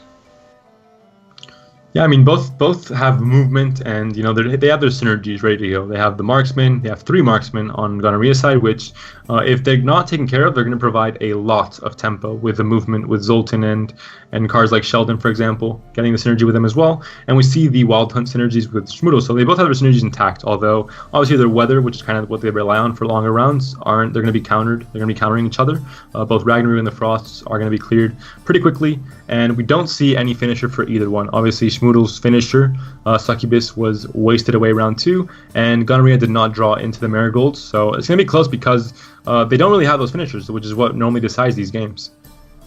Yeah, I guess Gonorrhea has kind of the more points, I guess, with the finisher, as he can play that Sheldon. If he stacks the row, he has a lot of points with that Sheldon, because he can move all the units on that row, and then he gets the extra damage. I think it'll be 6 from those marksmen, and he can potentially kill off quite a valuable unit from Schmudel. If it's a Wild Hunt unit, that's sort of a Longship. That's very detrimental for his strategy, as he wants all those Longships out to make the most out of his Wild Hunt units. Yeah, if only Abaya had Lacerate like back in the good old days, but she does have just the Arrakis Venom now, so she can't really, if Gonorrhea does stack that back row all the way with the Sheldon, does get greedy and expects that, I mean, we have Marigolds to punish that row anyway, so if he does get too greedy, he's going to get Marigolded, so might be in trouble. Yeah, we saw, I think it was last series that we watched, one team opted for that early Marigolds to play around this Sheldon Skanks. If this German team expect that, they could do exactly the same, and they would get quite a lot of value in this current situation. We actually see the buy come out early, so this Ragnarok is definitely on the plate now. It's going to be hard for Schmudel to fight with this.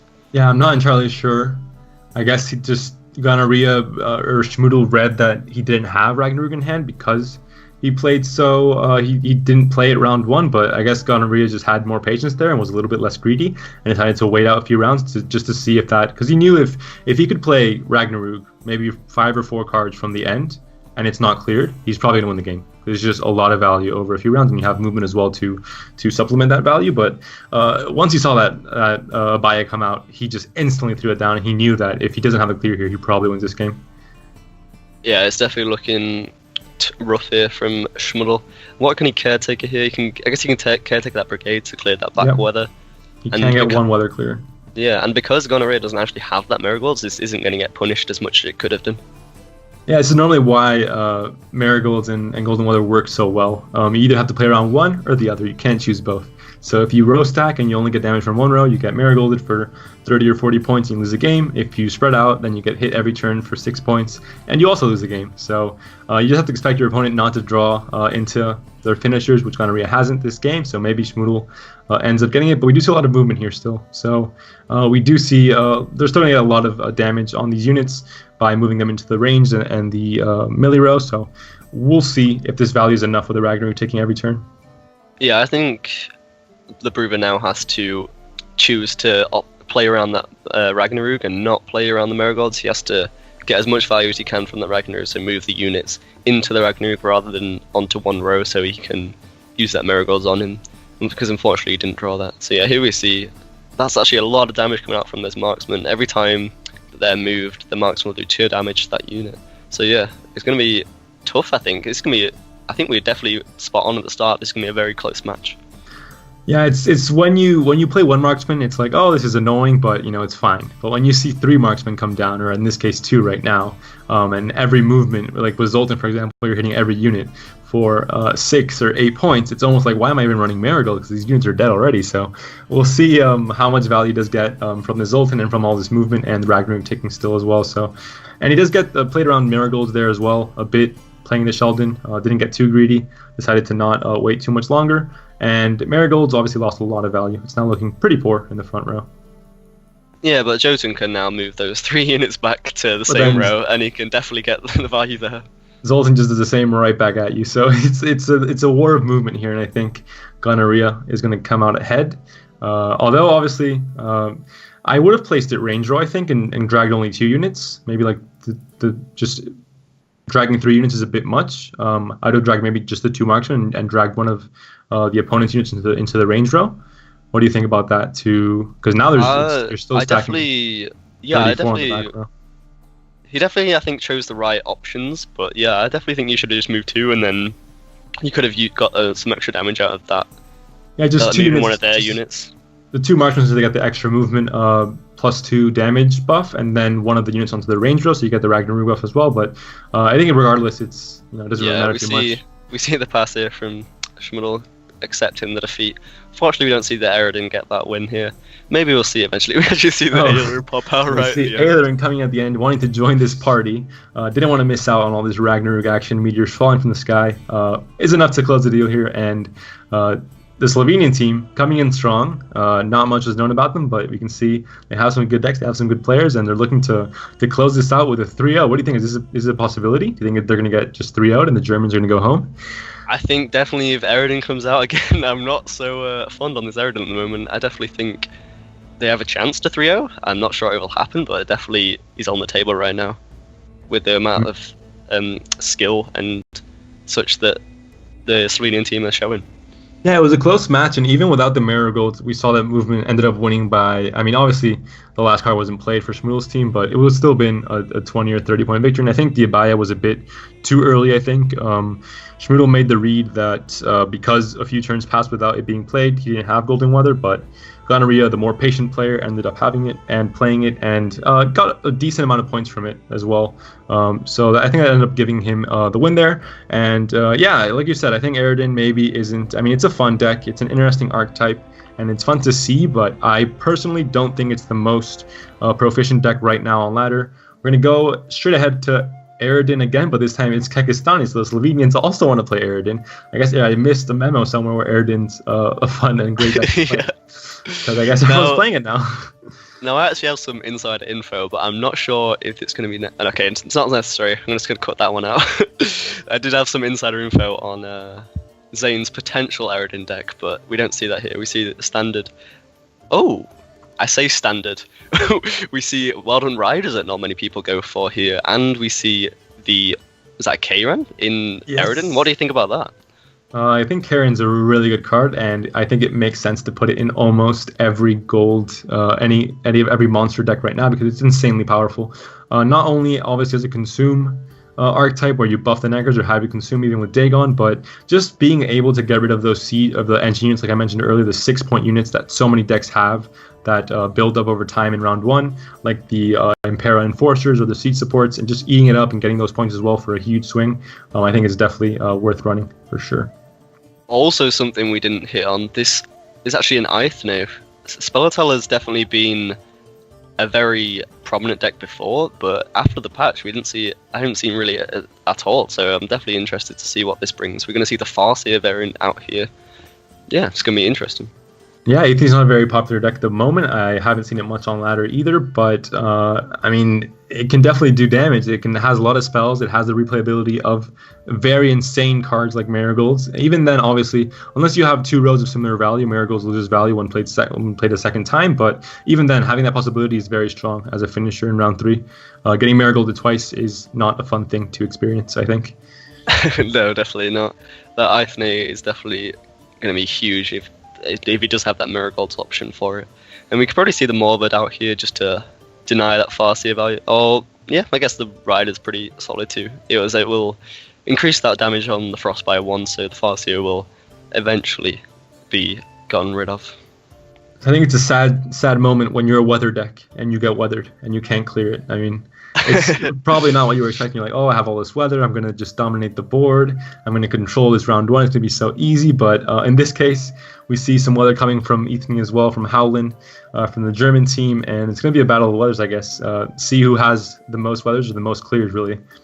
Yeah, definitely. And we didn't see any Abaya or any first lights here from Kyrgyzstani. So, yeah, it's going to be a struggle for him as he's going to be the one getting weathered, as he actually has the 2 weathers on the board, and whereas Howlin only has 1 on his side.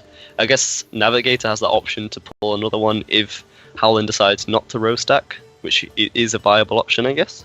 What do you think about that? Like you said, I mean, if there's 2 options here with weather, always 2 options. You either spread out and you avoid Marigolds, which is obviously like, it's pretty much in every single deck right now because it gets so much value because of the bronze creep and just the way this patch is being played out and just the amount of value you get over long rounds. So you either row stack to avoid weather and only play into 1 row, or you don't row stack and get hit by and evade Marigolds that way. So, I mean, it's a tough decision, especially, I mean, obviously in a round 1 it's not as important because you can just pass. It's not the end of the world if you lose or get a huge tempo swing not in your favor, but we see he can't clear the weather, which is obviously just forces him to row stack if he wants to not lose value every single turn. Yeah, and we see all those sages in hand. Sage actually, this is the patch, yeah, this is the right patch that sages will now banish the spell that they used in the graveyard, so they won't be able to use those extra sages, won't be able to replay the thunders again and again. He will have to play another thunder before he plays another sage, which I guess he does have that other thunder in hand, but that can only be used for one of the sage, so he needs to get some other spells, which I guess is what the Ithlin is going to bring to this board. Yeah, it's a good call from Kyrgyzstani to know to frost that back row. He was expecting sages. He knows they're row locked. It's important always in matchups where you have weather to be very familiar with what units are agile and what units are are not agile. They're row locked. Obviously, with these new patches, there's a lot more agile units, so it doesn't matter as much. And there's very few units that are indeed row locked. But Kyrgyzstani makes a good read here, frost the back row, and you just can't play around that, obviously. If you have to play your units, you have to play your units. So yeah, unfortunately there is no way of Howlin to dodge that frost, so row stacking is probably the best option here. And he does have that Vestimid that I guess pulls the Thunderbolt potion, which will deny some of that frost value with the armor it provides. I mean, you can also not row stack and just choose to get hit for 3 points over 2 rounds instead of 4, since they are 3 strength units. But in the end, he decides to just row stack and be done with it, since there can be more weather from Kyrgyzstani, so it's probably a better choice. Yeah, and unfortunately, those Howlin has actually chose these thunders in his deck, which is definitely going to be detrimental to Kyrgyzstani's plan here, as those long ships are actually 7 value. So yeah, this is a very smart play here from Kyrgyzstani. If he puts those long ships up above 7, then he can't get killed off by Alsa's Thunder, and so he'll still get those point values from long ships here. Yeah, I think this is not a deck that could be. It's not a deck that's as vulnerable to control, like Alzur's Thunder control, for example. Other decks like maybe Henselt or Nilfgaard with the Impair Brigades or the Enforcers that come out at 6 strength. You get Thundered, it's obviously kind of bad because you lose a lot of value over time. But I think in this deck it doesn't matter as much, so maybe not as good as a call from Howlin, considering the matchup he had coming up. And I mean, he knew the matchup, right? He knew Kyrgyzstani had Eredin, and he knew that he had to play it. So. Interesting decision nonetheless. We do see more weather here for Kyrgyzstani. He's ready to put it on that White Frost, let it get value over a long round. What do you think about that? Oh yeah, White Frost is definitely going to be very good in this matchup, as he did win this round on even cards, and we see that Howlin hasn't drawn any spies, and so he can just play this whole round out, and then he'll probably be expecting those protectors here from Howlin, and so if he plays this whole round out, he's actually going to be in a very good position to play that short round 3 against those protectors. I mean, do you want to play this round out? You can just pass here for card advantage. You go a card up, and the protectors are good as burst plays in round 3. So the shorter the round is, it's kind of worse for you if you don't have your own burst plays as well. So wouldn't it be a good consideration to just pass here and get that extra card advantage and go into the round 3 with one extra card and mitigate that protector burst value in the long round? Yeah, I guess that is a very smart play actually. Yeah, he definitely. Yeah, there isn't really any good plays he can play in a short round. So yeah, making that pass, getting that extra card over in the round 3 is definitely going to help out a lot. And Howlin will have to go first, and so he'll have that sort of 1.5 card advantage. And so yeah, I think Kekistan is definitely in a good position here to win this round 3 here. Yeah, I think there's decks like, for example, Radovid, and right now they have very efficient thinning, and they can almost guarantee their finishers round 3, and they know they have the strongest finisher in the game right now.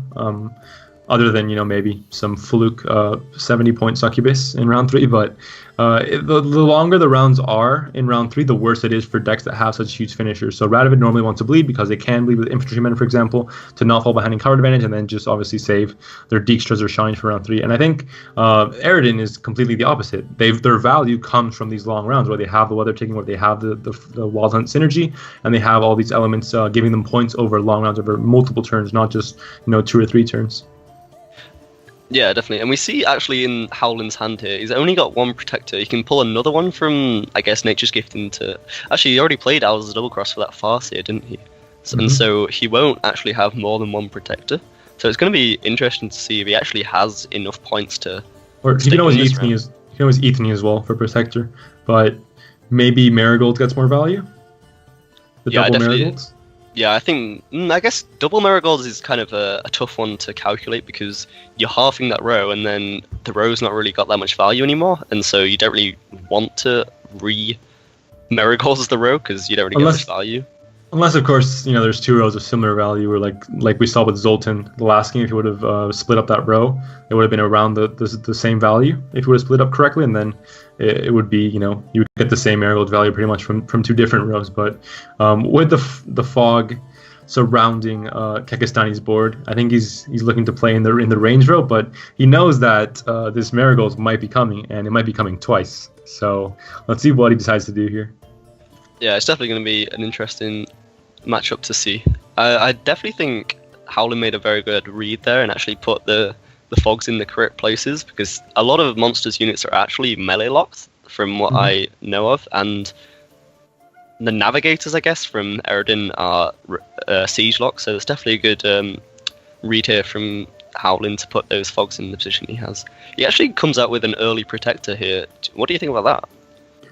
It's interesting. Protector are normally finishers. They're normally put in at the end, so they evade a lot of plays like Igni, Scorch, Marigolds, etc. Succubus. But in this case, I guess the value is so small for Howlin. It's just, almost like an 11-point bronze, like a normal, like not even a finisher really, that he just decided to, that's like kind of his proactive play. So he just decided to play that, I guess. But yeah, like you said, the row locks for Kekistani are going to be normally melee row with cards like Morkfud and Katakan, for example, and the siege lock, obviously, with Dorige and Abaya and Navigators, like you said. So definitely correct weather placement, but even then, I mean, what do you think? Marigold is going to get a lot of value if he does stack range row, so maybe Howlin does take this in the end. Although he is a card down already. Yeah, he is, and the value that Thunderbolt Potion is going to give to this Sage is just going to get straight eaten up by this Kairan, so it's definitely going to be tough for Howlin in that perspective. This Kairan's definitely going to come up huge, as that will deny the extra Thunderbolt value from further cards, but I guess, does he actually have the 3 units out on the board that... Oh, he will have now. He actually goes to... Yeah, I guess he thinks... Because the Fiend's going to die anyway, right? Because it's on the melee row, so you don't really want to, make that process any quicker. You want the Morkfud to suffer a bit, and it's going to, just hang on there for 2 more turns, but it will die eventually. So it was correct, I think, to enable that protector to grow once again. To grow like a big boy with all these spells coming in. But even then, I think it won't be enough. We do see a lot of gold cards on Kyrgyzstani side as well. We have Karendir, we have Karen, big swings, and we see Jotun as well, just to make sure that Weather's doing work in the back row. So yeah, it definitely looks rough here in Kyrgyzstan, in Howland's corner. He's not going to be able to develop those units for these Thunderbolts that he's bringing out. Zoltan Chauvet isn't really going to get much value as he won't have the units, and Kyrgyzstani hasn't really played that much units either. And it's interesting to see Howland's deck. The fact that it has so much control with the Thunderbolt spells instead of more oriented on buffing, and it runs Marigolds and Weather, is kind of interesting because normally with Marigolds you want to let your opponent grow, and for the most part, like if you have Golden Weather, sure, but you don't really control the board as much because Marigold gets more value if you don't control, like I mentioned earlier with like the Igni versus Marigold discussion. But in this case, he's just killing all the units and just weathering all the units, so Marigold's going to get very little value maybe. What do you think about that? I mean, yeah, it's definitely a very counterproductive strategy, I guess, because you're removing the units, but you want to half the units. Yeah, I don't really understand. Like every spell you do is just taking away value from Marigolds, and not just 1 point, but maybe like 3 or 4 points depending on the spell. So, yeah, it's interesting. Yeah, it's definitely with these Wild Hunt Longships, they're gonna buff all the units on the row that you're gonna hit with Marigolds. So you kind of don't really want to remove them in this round 3. So I guess introducing the Marigolds to this deck wasn't really the smartest thing, I guess, with knowing the opponent's deck and knowing the potential cards that it could bring. But I guess he's still got quite a lot of points bringing out here with the ADC on that protector. I mean, also the situation is a bit awkward. Even in a bad matchup or bad synergy, Marigold is still, because of the card it is and just the value it pulls, it's still going to get really good value in a long round. Even if you have a control deck, because I mean, you can't control everything. You can't just kill off every unit that the opponent plays. Obviously, it'll find some value always. But yeah, I think it's not optimal for sure. As we see here. 3 rows, completely frosted. Winter Wonderland for Howland. He has no answer to this either, so he's just going to live in this frost. Row stack with Zoltan and just try and get some of his own weather ticking on Kyrgyzstani side, but then he's just disrupting the Marigold even more. Now his Marigold is worth, 4 points. I mean, we're laughing about Succubus, but... Oh, the Succubus. Did we actually see the 4th gold here from Kyrgyzstani? Did we see it in any mulligans, perhaps? I believe we haven't, although I don't recall completely. I guess we're going to be kind of in the dark until we do see that Gil's coming out. Yeah, but that Karen's definitely going to be huge here. Reading that the Howling probably has another potential Thunderbolt potion. Oh yeah, he does. I keep forgetting Sage banishes those spells that he plays now, so there is no Thunderbolt in that graveyard, so he has to play that Thunder, and he has to hinder the Marigolds even further now. Yeah, that Thunder just took away a total of 3 points from that Marigold, so not ideal, I guess, for your place to just take away points from your other place. I mentioned it with Igni before, but it's also true with just normal control spells like Thunderbolt or Azur's Thunder and just normal control. We do see Gil's here coming out, and we do see it's Imlerith. Okay. And Frightener. I guess he will be taking... Although he knows that if he plays Frightener, he'll draw Imlerith as well, so maybe he wants that card advantage for some reason, but... He does also... he can also move the unit, so he can get more Frost value now. Yeah, and he's playing into... Yeah, of course. So he's playing into the Frost regardless. It's going to be close, I think. This Karanthir is not going to get much value. It's already 3 buffs. Even with the Marigolds as low it is, it's going to be really... I mean, it's 37 points, though. It's a lot of points. Even though, I mean, the Frost is taking for 3 more turns, though. He has to take that into account. So it's... What is this Summon Circle pulling? Is it Sage? Does he have any spells to play with Sage? Oh, it's the Frightener. Pulls another Frightener. Oh. So is that really bad? I mean, I guess it is, right? In a round 3, I think it's pretty bad. Yeah, playing double Spy in round 3 is definitely... And pulling Wild Hunt Hound, it's definitely tough position here from Kyrgyzstani. This dot did not go as planned for either team. I think that Frightener was Summoning Circle.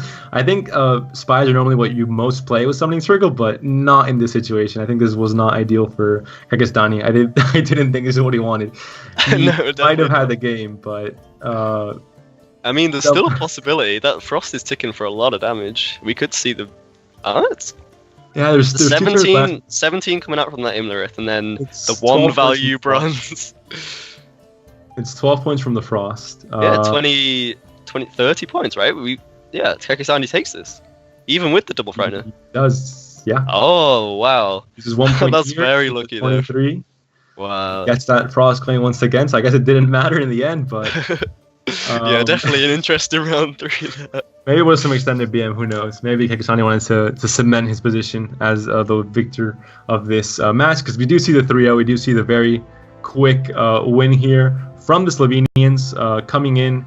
And obviously the Germans, known for their efficiency, like Jagger said before, but in the end, I think the efficiency didn't really matter too much. I think maybe Aerodin was lacking a bit. What do you think?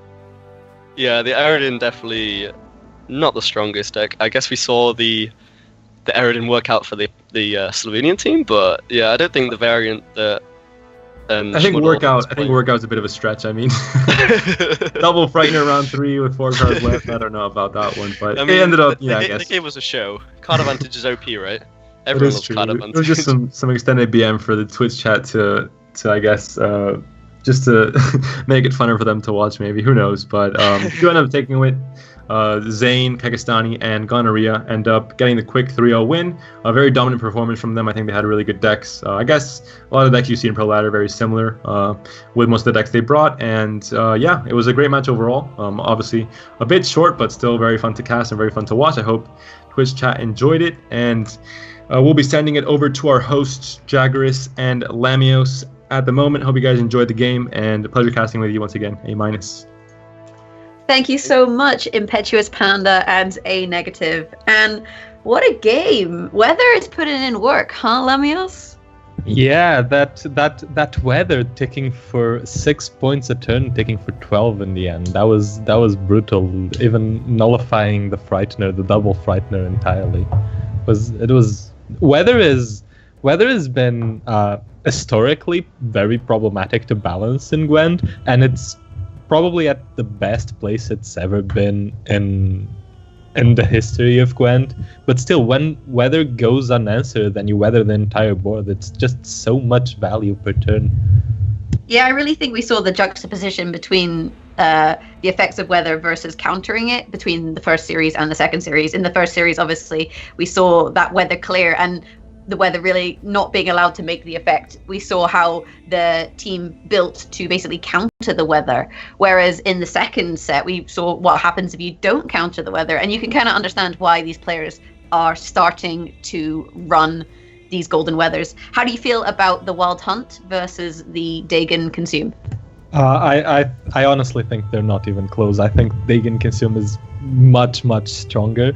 The issue with the Wild Hunt variant and the Aerodin variants is that you don't really have any strong consistent tempo plays that you can put out if you lose the coin flip, so you run the risk of, in pretty much every matchup, getting massively out tempoed and having to go 2 cards down if you don't really get the opportunity to set up your weather and tick for value every turn, because people simply play a 20-point card, and then you can't play Hounds because you'll go 2 or 3 cards down.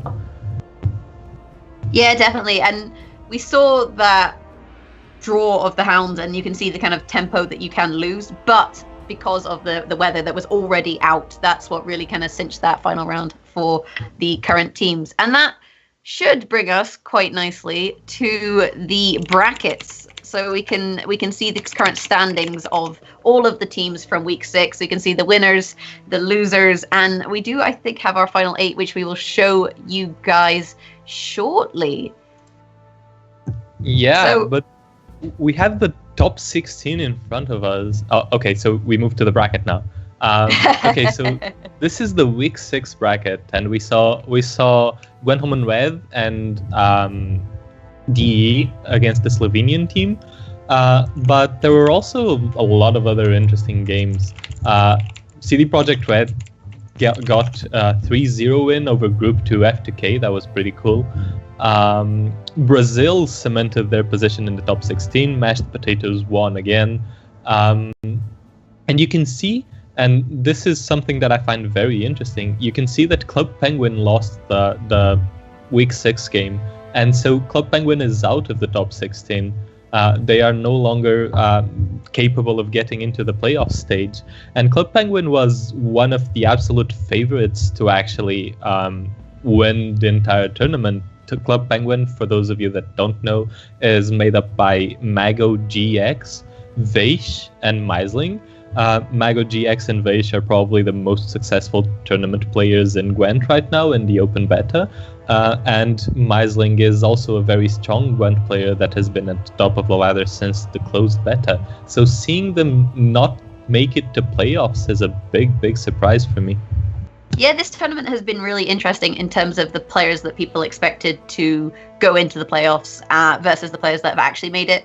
I mean, we also see here B Gwentle, I believe, were knocked out by Strawberry Dumplings. Team Shoop knocked out by GFR, and Gwentlemen Cows also knocked out this week by the 6th faction, along with Gwent DE that we saw earlier. So a lot of teams getting knocked out, and a lot of kind of new names that are rising to prominence. I mean, who knows? Maybe Gonorrhea will be the next big name in Gwent. I kind of hope not, just because it's just so awkward from a hosting and casting point of view. I mean, it's like how Pumpkin changed his name to Sir Pumpkin. It makes everyone's life just that little bit happier. But with that said, we can then go and see the standings for the top 16 teams, I believe it is, which will then go through to the single elimination playoffs. Yeah, and one of the things you'll notice that there's 17 teams here. That's because there was a tie between the Strawberry Dumplings and Team Goulash in terms of standings, and so they had to play a tiebreaker match in the end, which was won by Strawberry Dumplings. So Team Goulash is out. They finished 17th. And another thing that I want to touch on that I think is very interesting is that Team Aardvark finished first place with a point differential of 10. They had a very good run, and Team Aardvark is actually the team that won our Facebook contest. They didn't actually get an invite. They're mostly unknown names in the Gwent scene. They got in through the Facebook contest, they got their invite, and they performed amazingly well. Yeah, that just goes to show that, you don't have to be a pre-established name in Gwent in order to succeed. And these kind of tournaments are really great ways of getting your names out there. And the fact that was, like you say, kind of randoms, almost like they won through Facebook. They didn't really, have a reputation that pulled them in. It wasn't like, other players that maybe got invited to different teams because they've been known for winning tournaments or what have you. These were literally players through Facebook. So it's kind of amazing to see just how well they played and just how strongly they came out on top. I mean, no disrespect to Mashed Potatoes with Thick Gravy, Brazil Gaming, Group 1, F2K, and Alba, the other 5-1 teams. But, Aardvark were not a team that anyone, I think, had pegged to be so consistent, and they were. Yeah, absolutely. It's great to see people get the opportunity to actually play with such big names and actually perform very well, because there are a lot of very good established players in this tournament, and the fact that Aardvark, coming from Facebook, was able to live up to them and to get a 5-1 score after 6 weeks was very good. So when we look at these standings and we look at the teams that make up the top 16, who do you think is favored to win the tournament now, Jagras?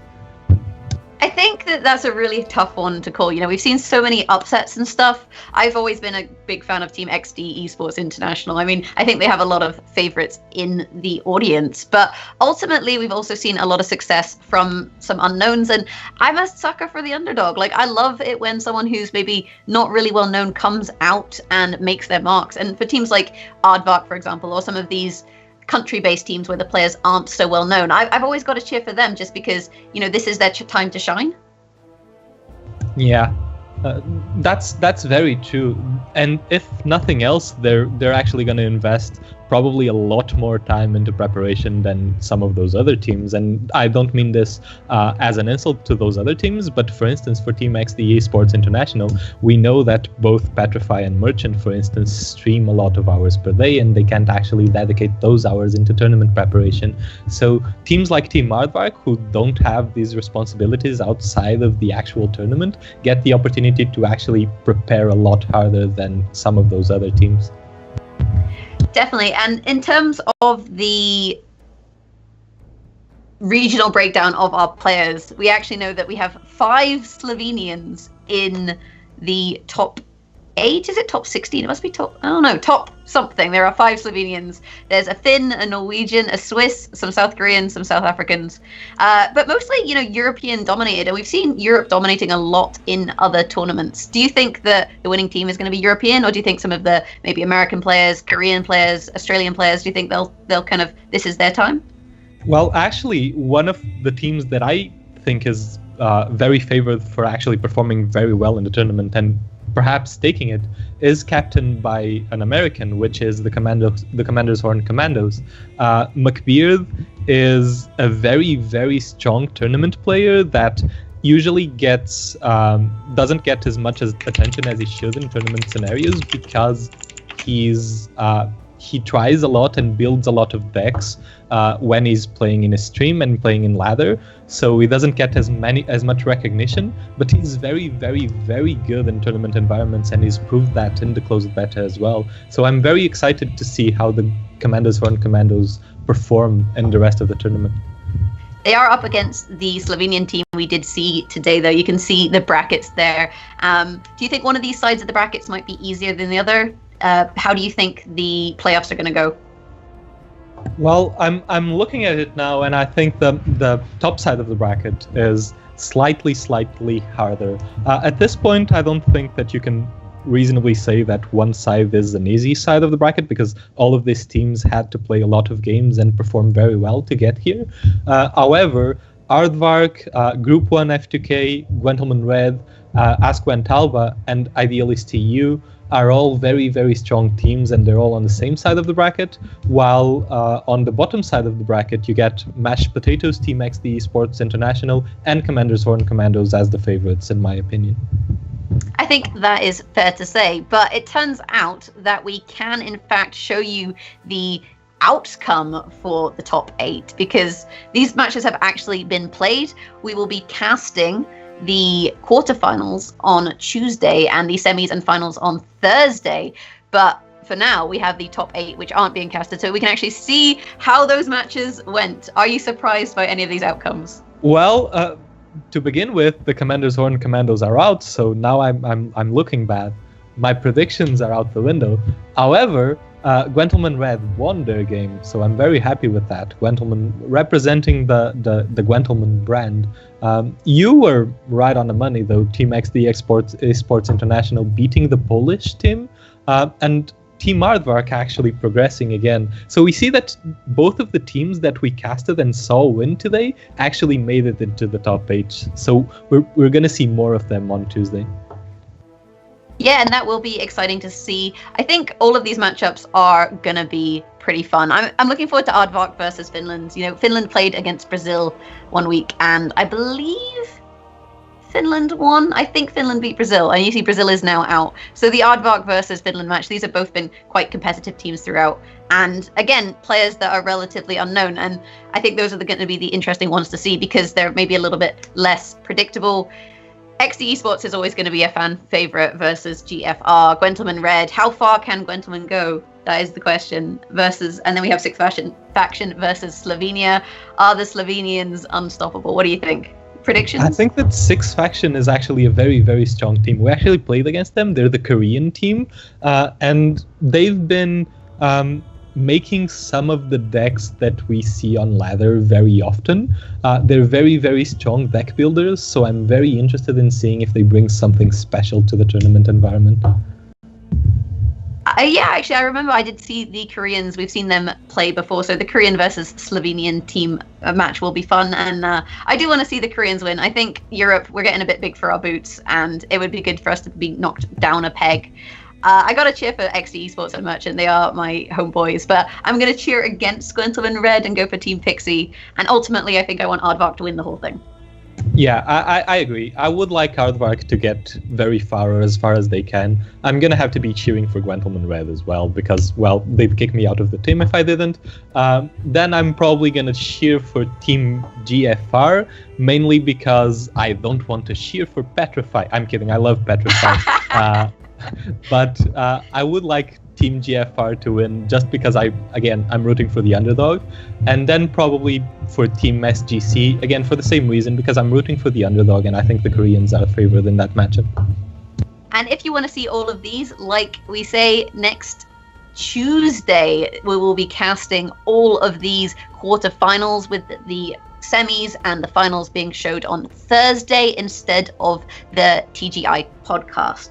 Oh, sorry, the Gwentlemen podcast. And if you want to support the tournament in any way, support any of these teams, you can always donate. 100% of our donations go to the prize pool for the tournament, with the ultimate victors obviously getting the biggest cut.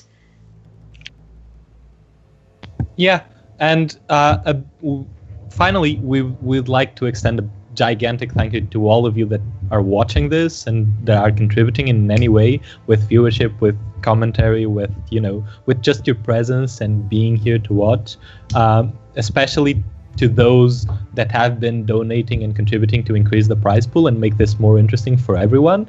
And again, another big thank you to the mediators that have been helping get all of this, running smoothly. And specifically to the people who have been contributing to the TGI by casting in foreign languages. We have Psycon Rails, Biko, and a lot of other non-English casters.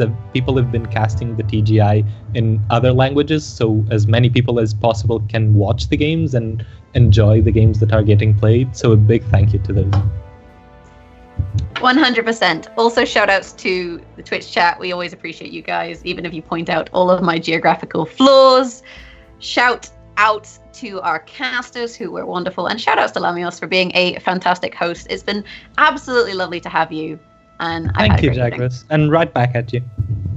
So without further ado, guys, that will be it for week 6 of TGI. Like we said, tune in next week, Tuesday for the quarterfinals, Thursday for the semi-finals and finals, and don't forget to donate if you want to support the prize pool. Have a fantastic day. Thanks for watching, and we'll catch you next time.